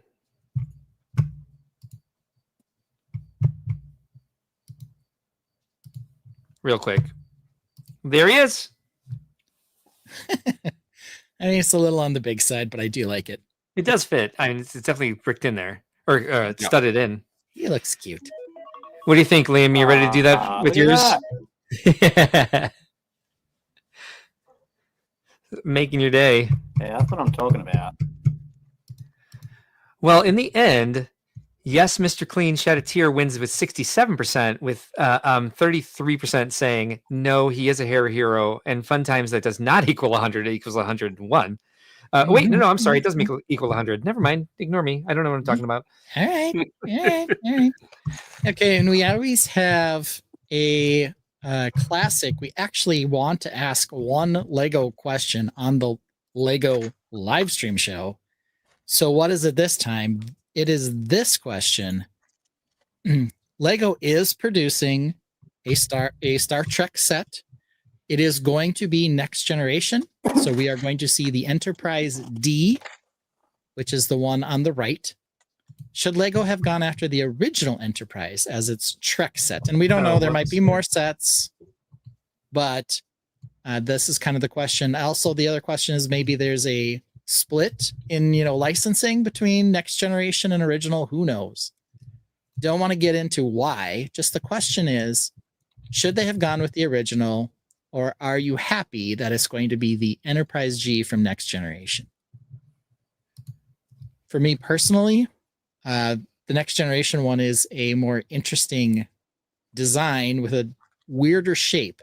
So it'll be interesting to see it, the finalized version. I'm pretty sure I have seen the final version. BTW, you can find pictures. They are out there. But what do you think? Is the original just more iconic, or are you happy they're going with this one? Mark, are you a Star Trek fan at all? Only because my dad liked to watch it when I was little, and he didn't get into any of the spin-offs. Okay. So I did kind of wonder why they wouldn't go with the original for the first set, but I don't know enough about it. I'm sure they did their research. Brick Dad, Liam, any thoughts on this? Liam? I mean, whichever one's more popular, I suppose, is going to be the one that's going to please more people. But I find Star Trek people quite hard to please. They're very specific. So, probably the newer one. I like the newer one. They're both good. Yeah. For me, I think the TNG, the Next Generation, has a larger fan base that may be likely to purchase a Lego set of it. Yeah, like unlike the original. Else. Yeah, the original is. I hate to say it, it's very boomer, young boomer, in the fan category. Yeah, and it could be. So could be they've done their research on this. Could be, I believe. Oh, what's that brand? They made it's non-Lego. It's Mega. Didn't Mega have Star Trek? No, not for a while? Mega. Playmobil. Fantasy? Oh, yes. Playmobil did an Enterprise, and it, they don't have part counts necessarily. They do, but they're far different with the way things are molded. You just reminded $500 set. It was crazy. You just reminded me play set. You just reminded me of a close call that I had wanted to do. I'll tuck it away for some other time. But yeah, Playmobil. Okay. Had Star Trek license. That's interesting. Yeah. So they did have an Enterprise with the classic stuff. And I don't know, like I said, if there's like some restriction on that made them have to go Next Generation, or if there was just better. It kind of seems weird that they'd have separate licenses between the two, but who knows? Let's see. And I'm looking at the images here of the Playmobil Star Trek set. They apparently also did. That seems fake. But here it is. Let me bring this up here. In case you were super interested, because why wouldn't you be? Here is what the Playmobil set looks like. How to remove this? Gosh, come on. All right, there it is.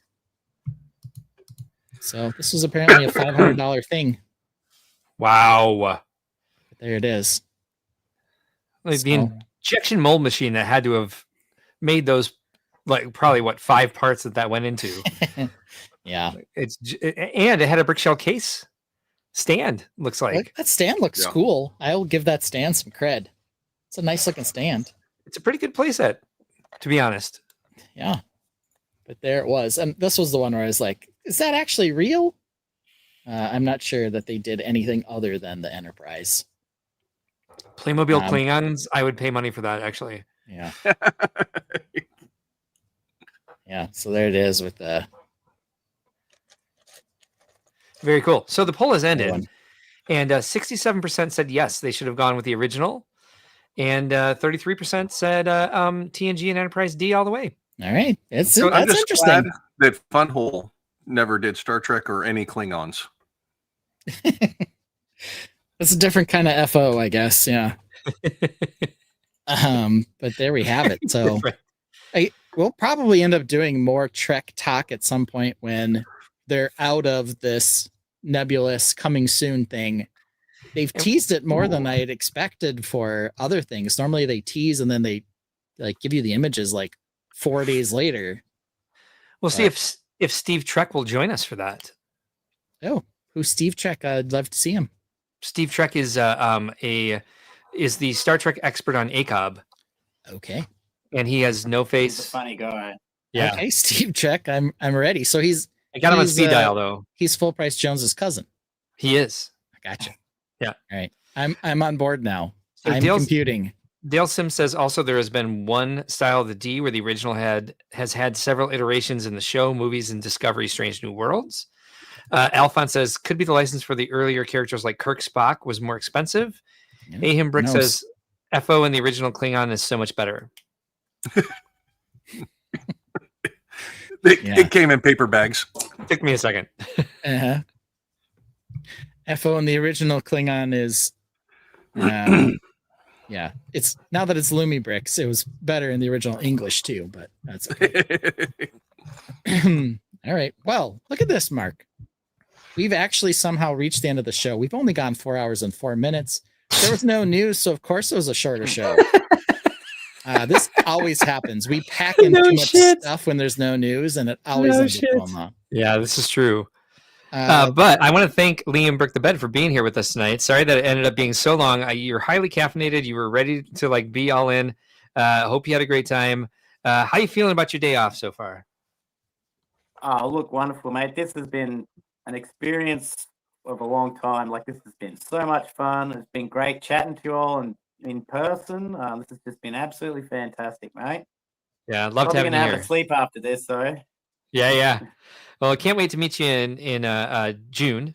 Glad you're coming, and it's gonna be it's gonna be absolutely magical to meet you in person. So Ben, would you say that having no Lego news this week and still having an over 4-hour live stream was a mistake? I would never say that, because the more time we get to spend with you guys, the better.